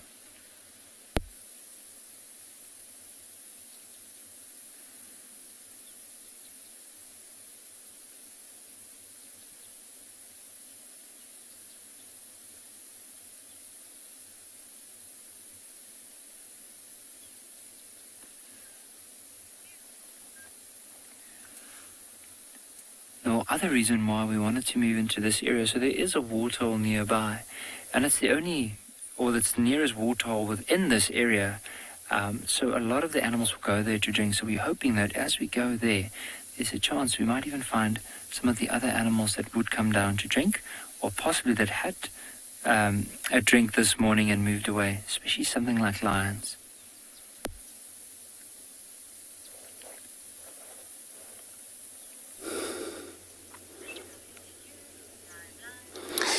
Right, we still have our beautiful wild dogs here, but looks like they all have left their young one, the very same place where we saw them yesterday morning, and they continue moving down to the water. I'm not sure, probably for a drink. I'm just let's follow them, see what they're up to. Probably gonna be thirsty enough. Or maybe they were interested on hunting in a bunch of group for these nyala that we've seen them down there. Remember, nyala also one of the animals that they also defend themselves with this horn. And very sharpening horn, that's how they fight back. Possible they can injure a cat.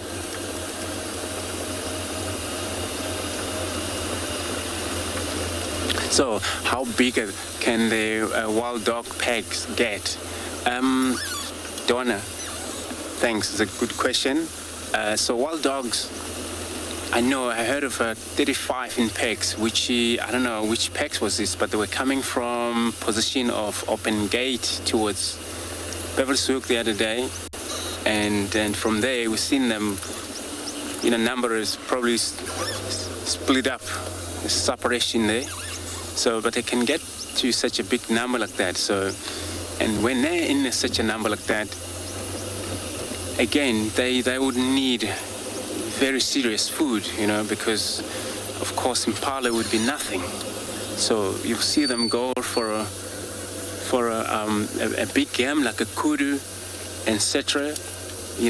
Possible they would go for zebras, wildebeest in such a number, because then everyone will be able to get enough feed.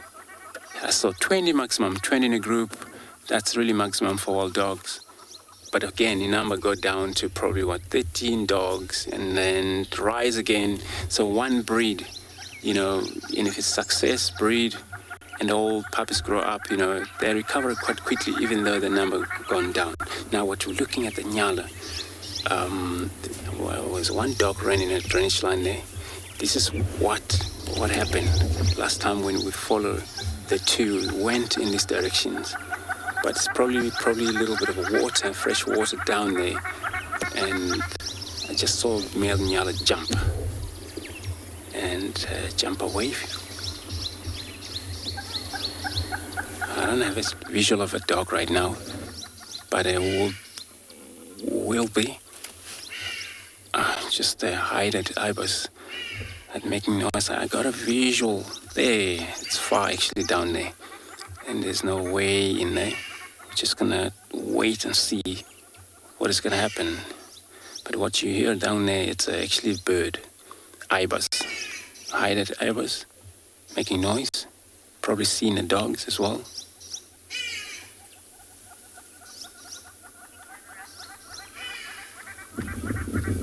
well, we will hang around here, see if they ever show it up again.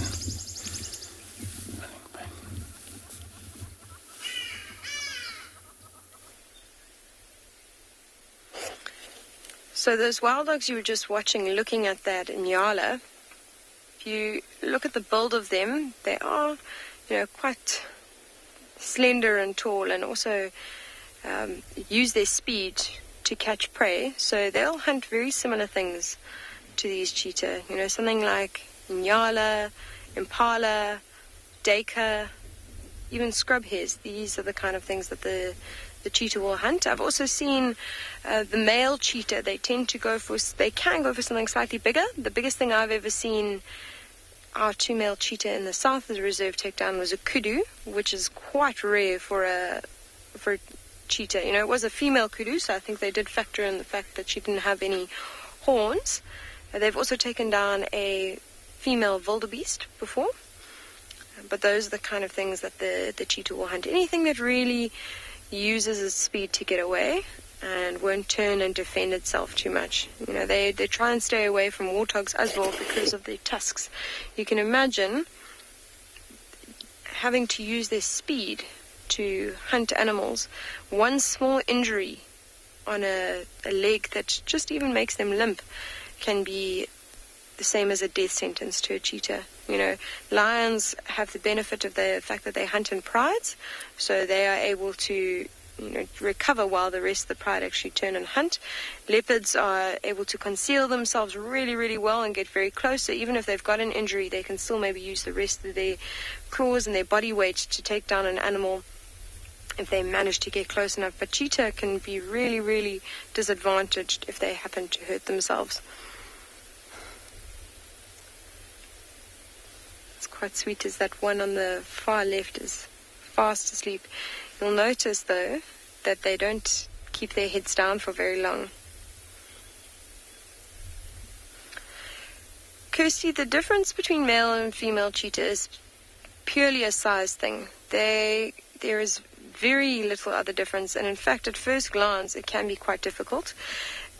The one way to tell is if males are born into coalitions.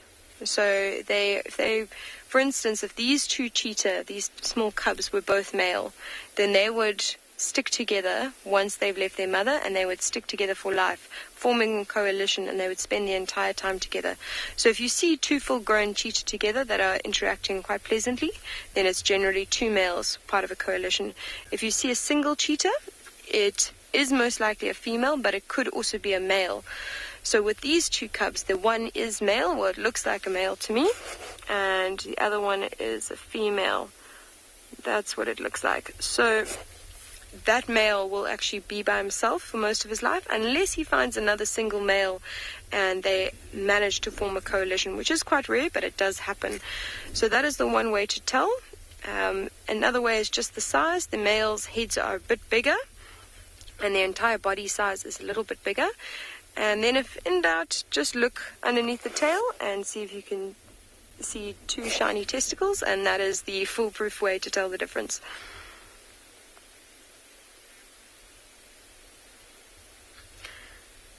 So I think this mother, she is just slowly looking around, but as I said, she's got quite a full belly, so I don't expect them to move anytime soon. We're going to sit and watch them.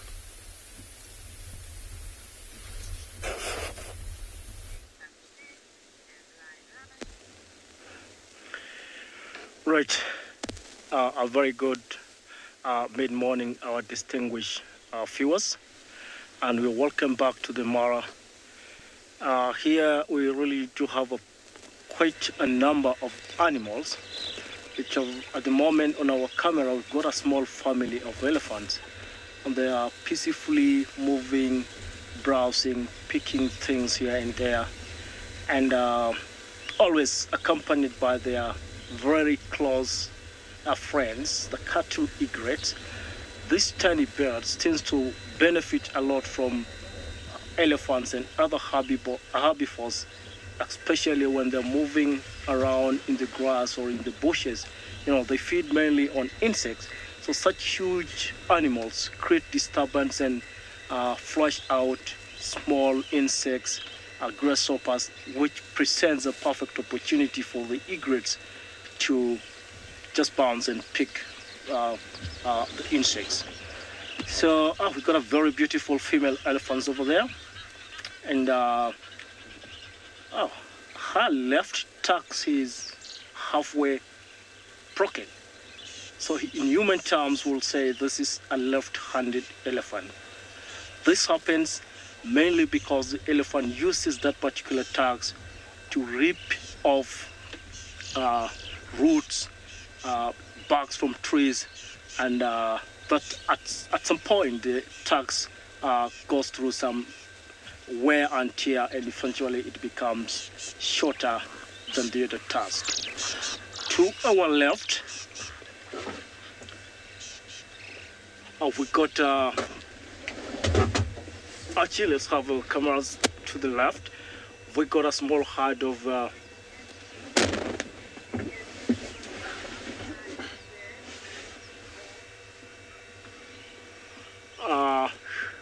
Sean, well, I'm not really sure whether I got your name right. Yes, it's true that the elephants moves a lot within and outside the reserve. On our left is, in the distance, is the Olololo escarpment. And along the escarpment, there's so many elephant corridors that they repeatedly use to climb up the escarpment, go further deep into the interior, but always, at some stage, will have to come back into the reserves. These movements are mainly determined by what the elephants needs at that particular time.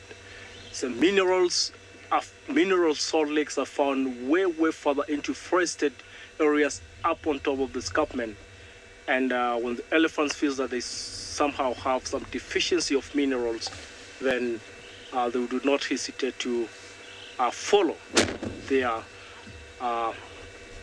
old pathways all the way to the salt lake areas. Right, back to the waterbucks. A family or a herd of waterbucks. All right, the elephants are walking further into the woods. The waterbucks and the impalas also not doing anything much other than just taking it easy and relaxing at this time of the mid-morning.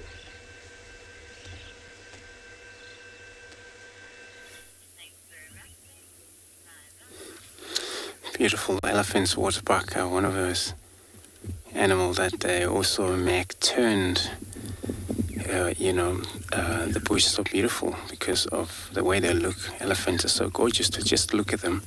And now we follow our dogs right in a drainage line.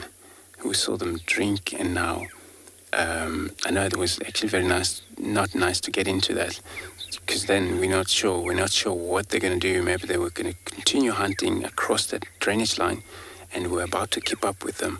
But now they drink and walk halfway back just before they get close to those puppies, and they went lie down in that wood. So there is looks like walls around it, and there's two of them on our left-hand side. Also, they're doing the same. I will wait in this area here.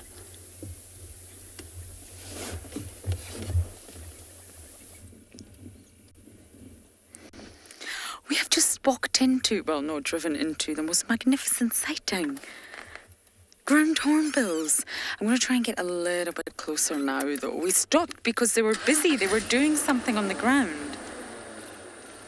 Not to scare them, just let me get a little bit closer. There's 5 or so individuals here. It's wonderful to see on Juma. They're not so common here, but also listed as vulnerable by IUCN. See one. Just let me get around here. Oh, they're everywhere. How incredible. Just want to see what they were looking at on the ground as well. Okay, BK, all yours. I have absolutely no idea what they were doing on the ground here. Look at them. Conspicuous by their size. You can't miss them. Oh, here we go again. We're feeding.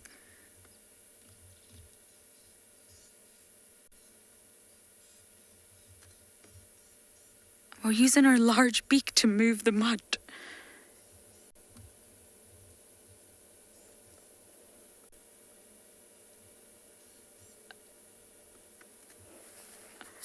It's been a real birding day for me. Hyenas and birds. Normally we're used to seeing the yellow-billed and red-billed hornbills, and of course we get treated occasionally to a grey hornbill, but this is really special, especially in this area. They're far more common in the likes of the Masai Mara.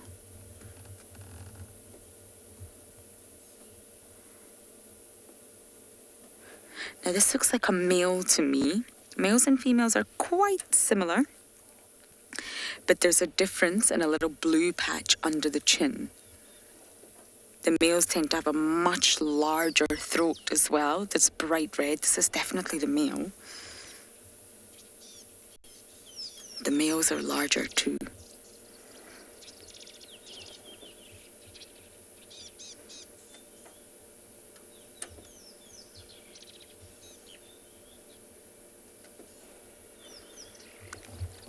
This is so wonderful. They're just all walking through the thicket here. You normally find them together in groups of about 4 to 5. It can go up to about 8 or 9, but normally on average you'll find 4 to 5, and many of you are commenting on how much you love these birds. Oh, me too. I think they're scouting for prey here right now, which can be anything from insects, which is most likely what they're feeding on right now, to lizards, small mammals, snails, once the snails come back out, tortoises, even venomous snakes. Let's go forward, BK.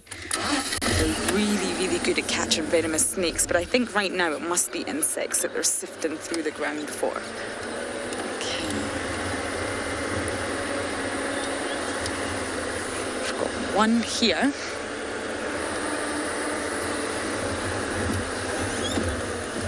You work with this, BK? I haven't seen ground hornbills in so long. And because of this massive, powerful jaw, it's very strong, they're able to break open a tortoise using their beak alone.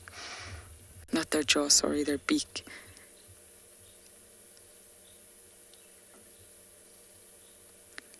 Look at that waddle.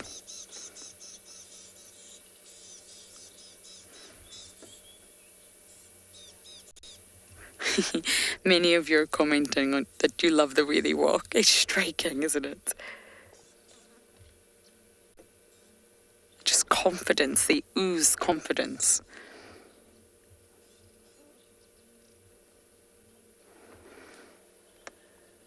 So there's normally, in a flock, there's normally a dominant pair. And this pair, this male and this female, will actually mate for life. It's not the only pair that mate, but it's the pair that stick together for life.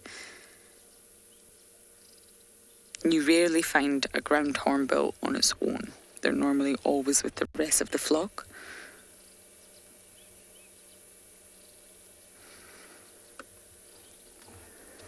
Ah, what a fantastic surprise sighting.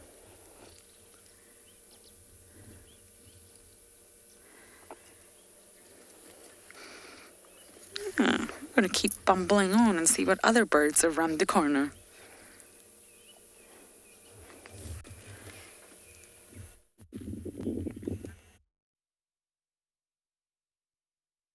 I'll not be surprised if ground hornbills would eat a monitor lizard. And this one here is definitely looking for some food. It's what we call a water monitor lizard. Now look at her carefully, and she keeps throwing her tongue out, just like most reptiles will do, and most with snakes. See the long neck, or rather the long tongue, goes like a V shape at the end.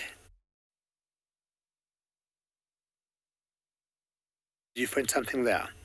If they'll get eggs of birds there, or chicks of any bird that will always nest, the ground, like lapwings, they'll definitely feed on them. Where did you disappear? To in the water? And as the name suggests, they're always found near water. And their tongues are super sensitive. And by like shooting them out, they're able to pick some droplets in the air. And either they can tell how far a prey is, and maybe have a definition of what type of a prey it is. When young, I used to call Monte lizards baby crocodiles. I think she's going to hunt in the water now. And the ground nesters there. And the water birds may lose their chicks. Is she there? Or their eggs? Let's find out. If she moves, then it'll be her right there. In that bush, it's called the orange-leafed croton bush. Of course, it's her and she has stopped, definitely. She must have gotten something to feed on.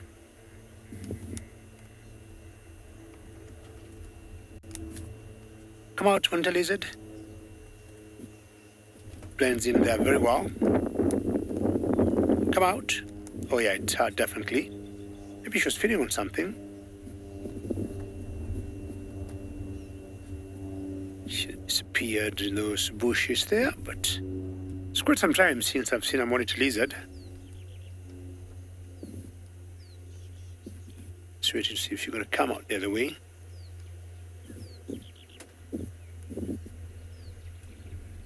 One of the biggest fights I've seen over Monte lizard was a Monte lizard and honey badger.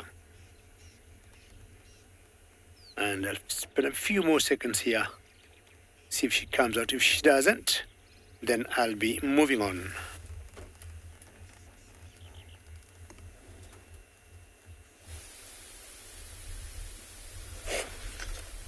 So these cheetah are still lying under this bush here. They haven't moved.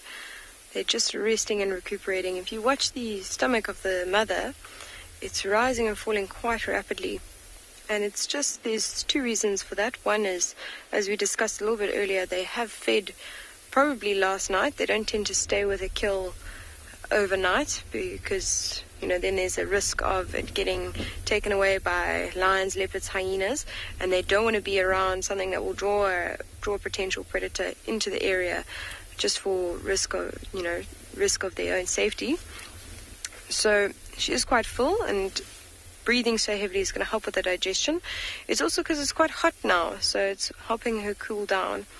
Now, what's quite interesting, if you look at the difference between how full her stomach is, and then you look at how full the cub stomachs are, their stomachs are quite a bit more round, and it is a testament to what a good mother this cheetah is. She will let her cubs actually feed first and feed their full before she starts to eat. Often what happens is she goes in, she makes the kill, and then if the cubs haven't seen where that kill is, they generally are quite curious, so they'll try and get to it as quickly as possible.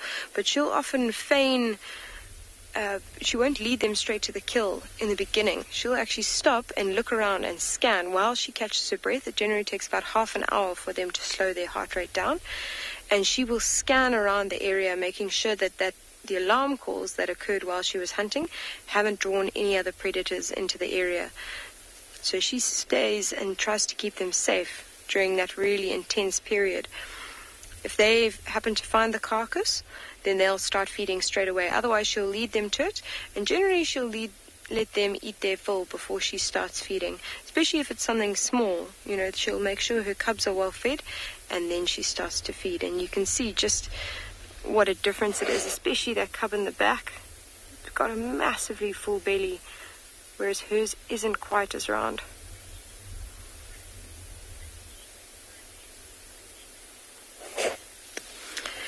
Chris, with regards to cheetah climbing trees, They definitely can, but not quite as high as leopards. We were talking earlier about how they retract their claws, so their claws aren't quite as sharp. So to get high up in the tree, the leopard uses the claws a lot to keep a grip on especially the taller branches. But you do sometimes see cheetah in trees. In some of the low sort of laying trees, especially ones that's easy accessible from the ground that they can jump onto. They maybe climb a few branches and balance themselves. They'll do that often to scan the area. In fact, the kind of position that you're seeing them now, they're just on a slight mound, and it gives them a little bit of a height advantage so they can see just a bit further.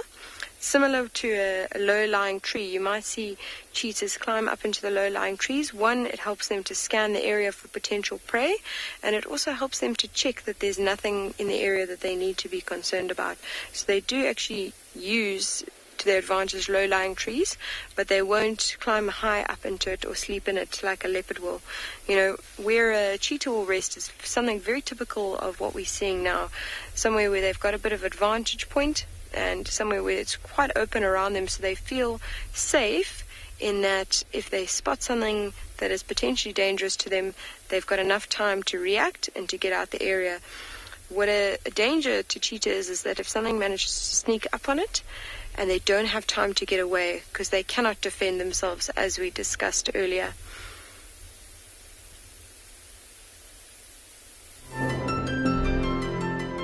The ultimate triple threat versus an iconic specialist.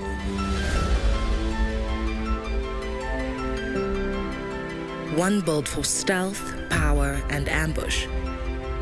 The other designed for speed.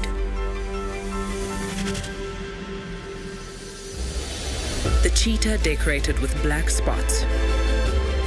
The leopard with copper rosettes.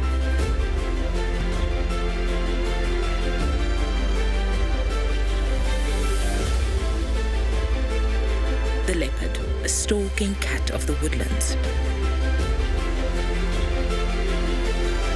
The cheetah, a coursing cat of the plains.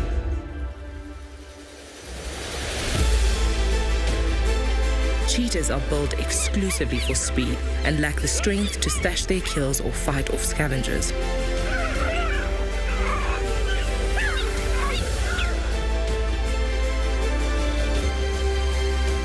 While leopards are strong and agile enough to hoist their kills away from thieving lions and hyenas,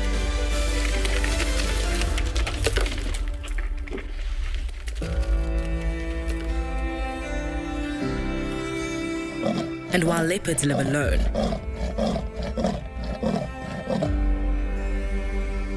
cheetah often find comfort in the company and protection of siblings.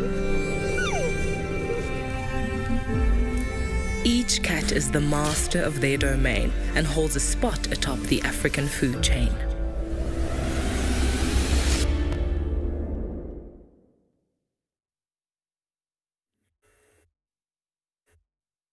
These two cats are very different in every form or shape you look at them. And we have always said leopards and cheetahs are solitary. But once in a while, you'll see cheetahs forming coalitions, especially the males. And in the Masai Mara, we have one of the largest coalitions of cheetahs in the whole world. They're called the Five Musketeers, which are five brothers. Well, I just stopped here because this particular big bull gave me a huge roadblock, and he walked for about 100 meters on the road coming towards us or towards me. Then he stopped. Maybe he thought I'm just too big for him and has veered to his left. Huge bull by any standard. And he's definitely listening at something. Because from a distance you can hear some other ellies. The normal rumbling done by elephants. And either he's heading to that direction, and if that's the case, I want to believe maybe the matriarch in that herd, that's the thickets that you see in those big trees there, could not be impressed. You don't have a drink? There's some water there. I just want to monitor and his behavior for the next few minutes before I move on.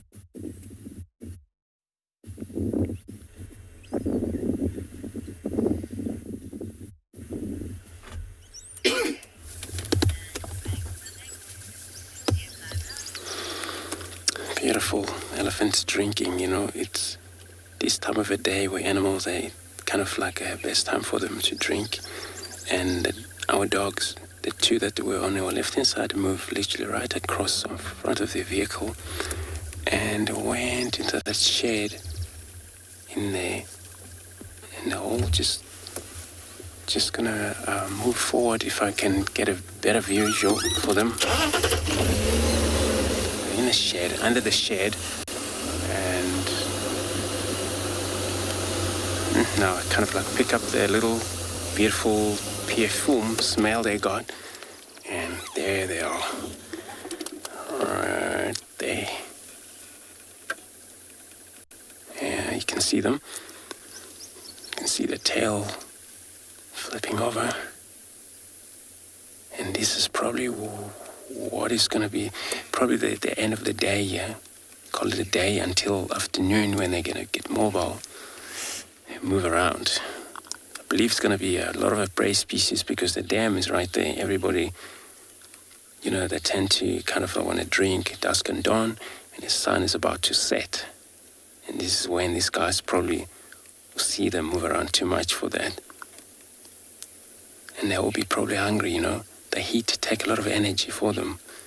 And understand they just drink water, but most cats also, including these dogs, the same thing. When they drink, if they just eaten recently, all they do is just lie down and paint. That's how they digest. But with these dogs, since they have puppies also, they will be quickly starved because, they keep amount of chunk inside them every time when they throw out. They keep some of amount behind. So in case later this puppy, they might actually need some meat, and they will regurgitate for probably second time and again until their stomach's empty and they go hunt again. Let's see how they paint these dogs. That's such a beautiful shadow where they're right now in there. I would choose a shadow like that in a very open sky like this.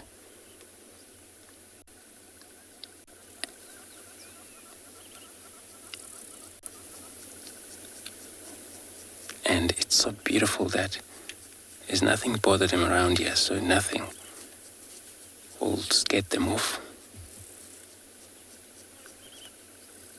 And they all trust that, because in a group, work as a team.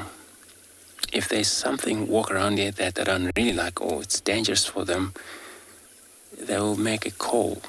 Very strange, like kind of not a properly bark, but it's slightly like vocal once, or maybe twice, 3 times, and then just to alert everyone that there's an attack here, and they're doing that by moving out of the scene immediately.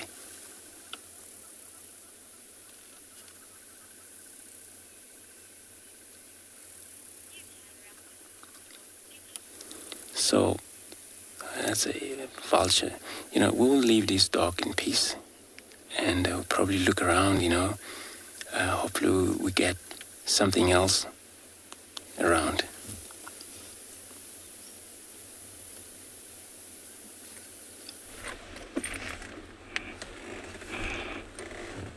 Yeah, my hippo has found a spot which is quite unusual because he's all by himself. I think I would call him the antisocial one for some reason.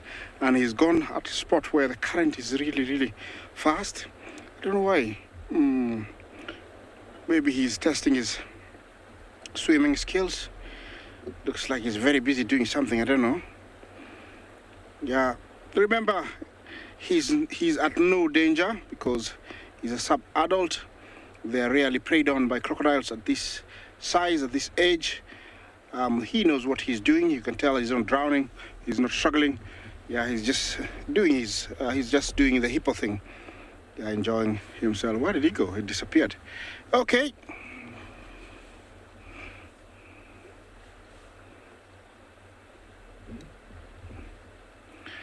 Bravi Jumbo, I understand you are from New York. I hope all is well in New York. You ask, how deep is the river? There's no proper answer to that because it differs from one area to the other.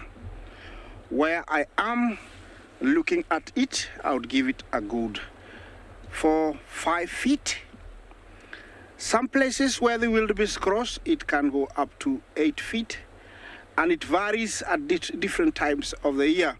It can go up to around 40 feet in the rainy season, and it can go as low as 3 feet in some areas. So it doesn't have a proper depth. It varies from one place to the other. Bravi, I hope you got your answer. Yes, the river is flowing. I love, the look of the rapids, the contrast, the change from one area to the other. You can see where the hippos are, it's calm, not as rough and noisy. But past that, towards me, there's enough rapids, and behind there's rapids. It just, changes from one spot to the other. That section there, you can tell it's very shallow. You can see that the water is just above the surface, maybe about 3 feet, 2 feet, and it's full of rocks. That's why, it looks like it's got lots of rapids. I hope you're having fun looking at this. I never get tired. That's,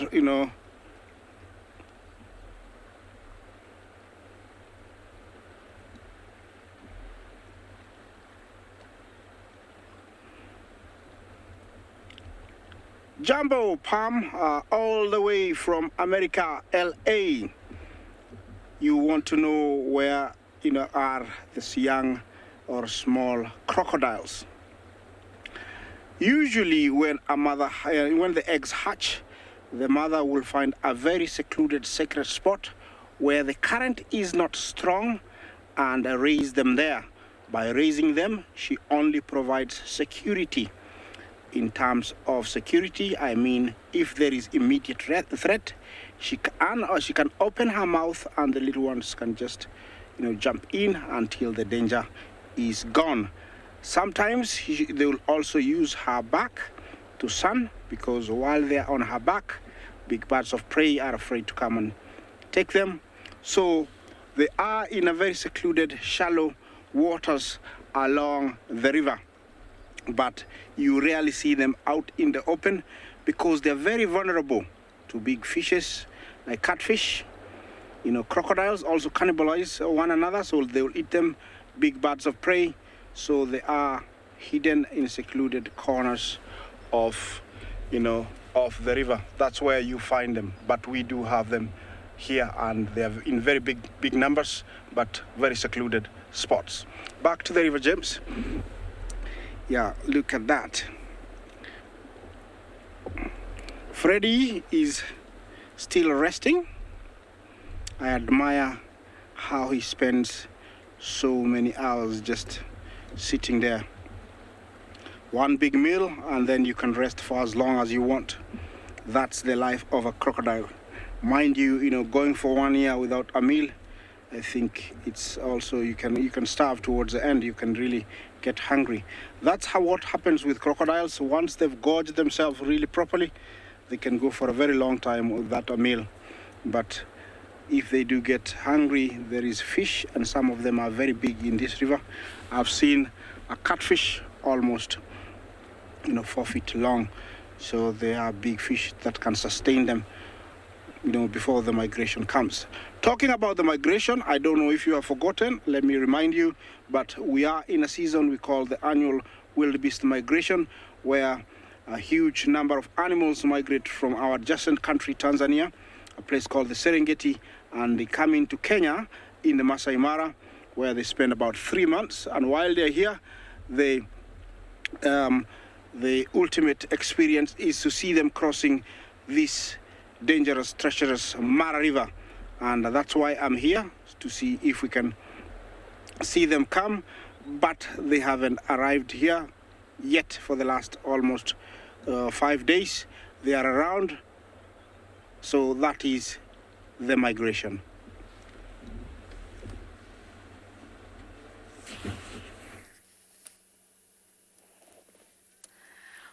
we're looking for birds.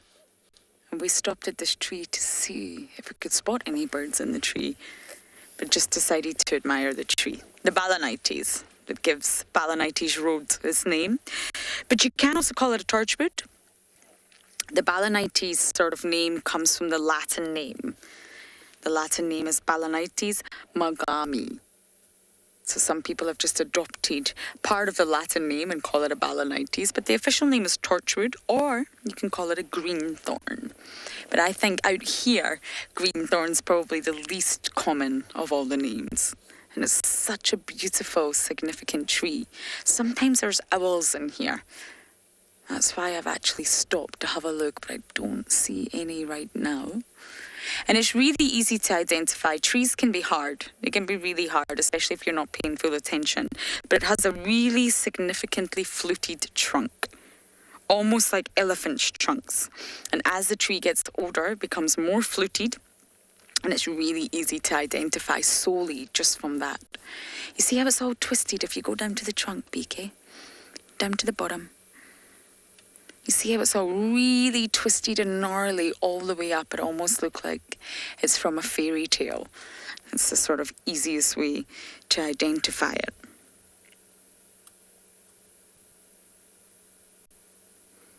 It's believed, especially in Zulu culture, that this particular tree actually has magic properties.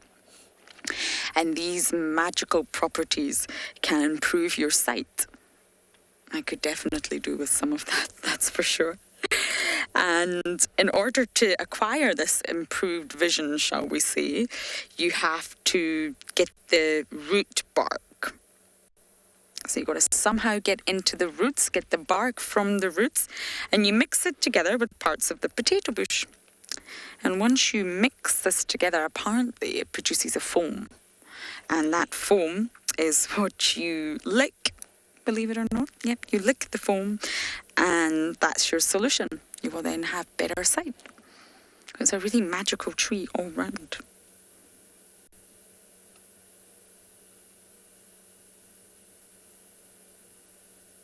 But it's also in traditional healers. If you use a sort of mixture of both the root and the actual bark of the main trunk of the tree, you can make a specialized potion.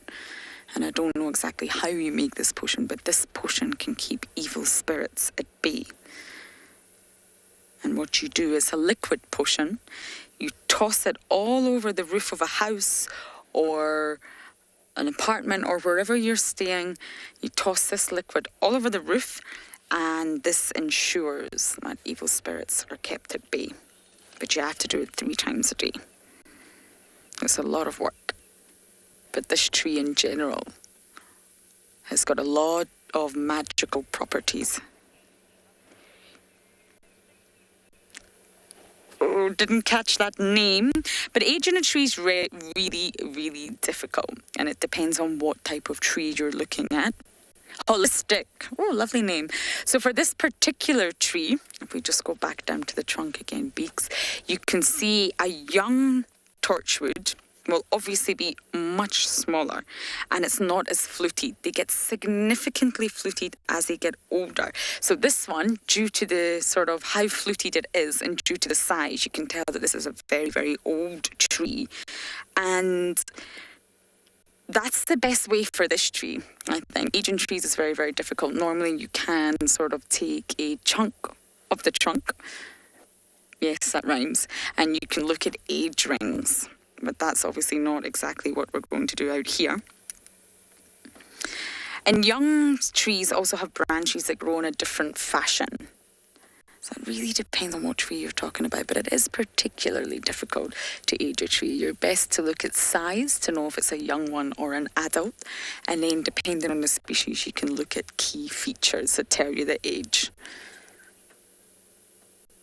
So I'm going to get my binos out and see if we can find any more birds in this area.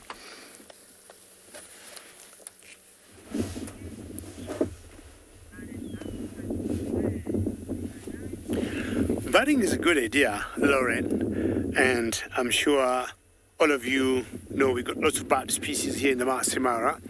and maybe Lauren was here and looked through these buffaloes, I'm sure she should be surprised like me that she cannot see any one single cattle egret.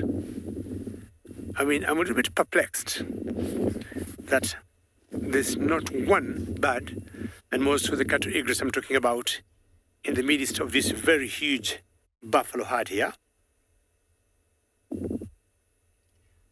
They're still taking advantage of the low temperatures, knowing that buffaloes are ruminants. So when it's still cool like this, as much as maybe the temperatures should be a little bit high, but there's some nice breeze going on.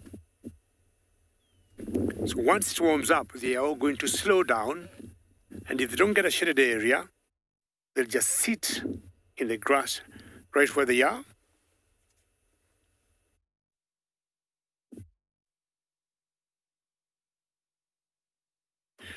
And my life, you're asking, what do I think is the strongest African animal? Now, that's a very tricky question. It depends on how you're looking at it. Is it an animal that can knock a huge tree down? Is it an animal that can pull my four-wheel drive vehicle and take it for like kilometers without stopping? Is it an animal that can bite something to death?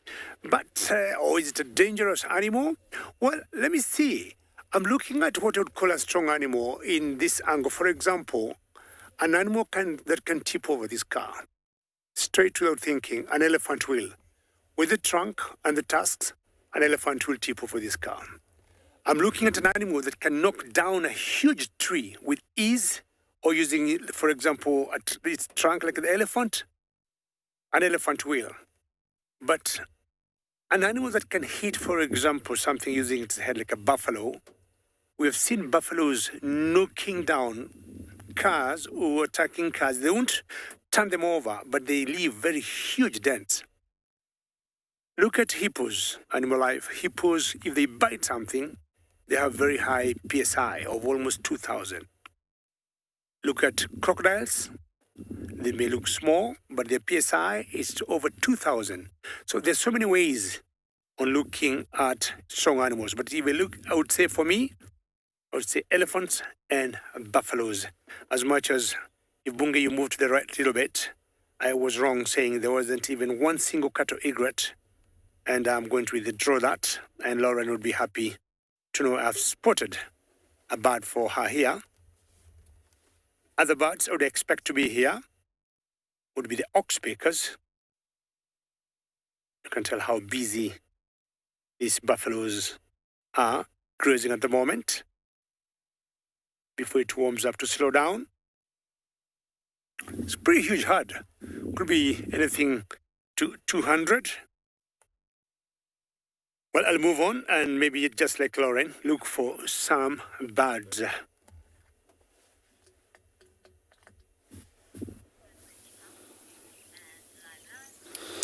Beautiful herd, eh? Buffaloes. 200 could be really massive, you know, and this is how they do herd, successful herd. But here we come into this twin dam. So we got a kudu just arriving, having a drink. It's like more of them still to come. You can see, looks like a day like this makes all antelope species, also the elephants, you know, those type of animals, giraffe. The best time of the day for them to drink is this time, where, of course, we're probably going to drink again after this, but this is kind of like a start of the day. And remember, when first thing for sure, those are, you know, especially this antelope, you see them in full moon move around, but they prefer to feed during the day because then it's a lot comfortable for them, it's safe, and which for them to come to drink early like this, not early, but you know, it's already up, sun is up.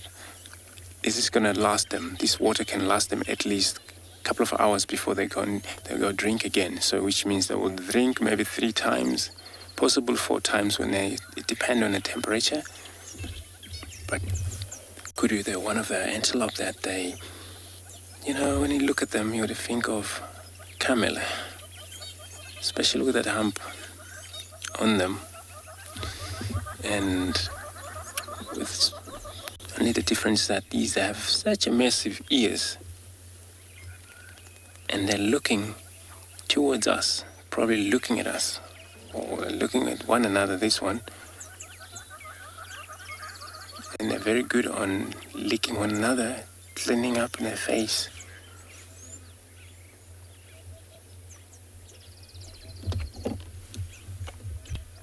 Sure. There's massive ears they got.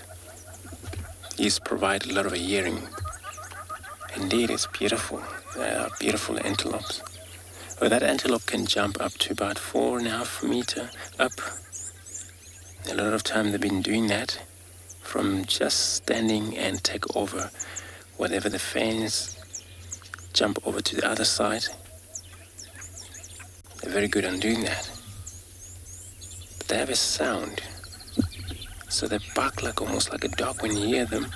When you're around, you to think of maybe it's a dog in a reserve. But it's a good doing that. This is the alarm call they do when there's predators around them. Look at these ears, eh? Looks like they were looking at the young males, about probably nearly a year old. Just the little horns shooting up, and little different to most of them here. This has got a little much of a hairy on top of that little hump.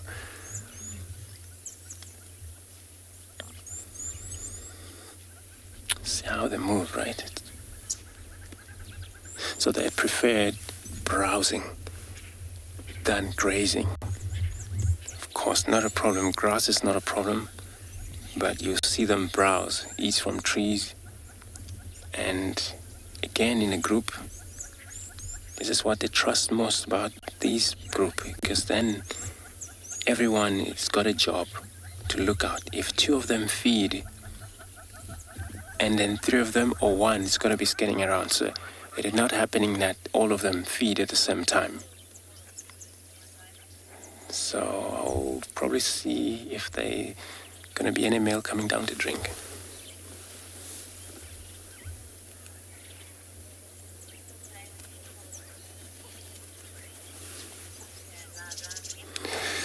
Beautiful. Look at the man now, all just together in that little, probably one of their acacia tree. This is one of their favorite tree out here.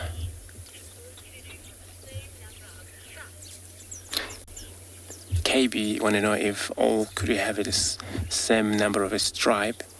So the striped cat could be less or more on the individual animal many of time.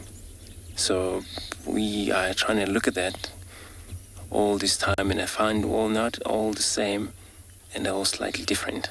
Some of them are a lot. Some of them are even, you can't see them properly, not clearly white, but some of them you can see a lot of white in them, vertical stripe. That's a very good question, that, KB. Just gonna take a drink. Well, I'm just gonna take time here, see if they have any males around.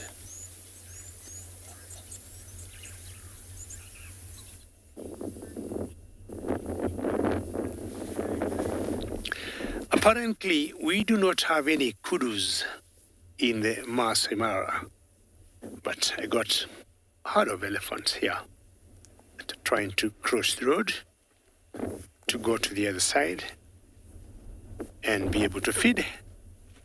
Small little calf there, majestically staying in the middle of the group, because you look, there are like 3 of them ahead and her in the middle, and maybe 2 more behind. And what a morning it has been, ladies and gentlemen, with all the beautiful sightings we have had. And this is the magic or the charm of Africa, African wilderness, to bring you all these beautiful sightings. And I want to thank all of you for all your questions, all the comments you have sent. We truly appreciate to hear from you.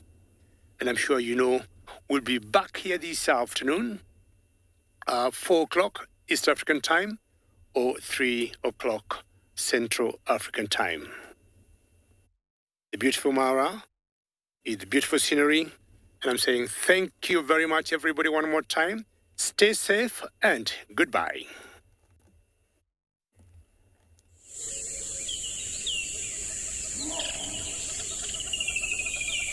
Viewer discretion is advised. A warm welcome to a beautiful day here at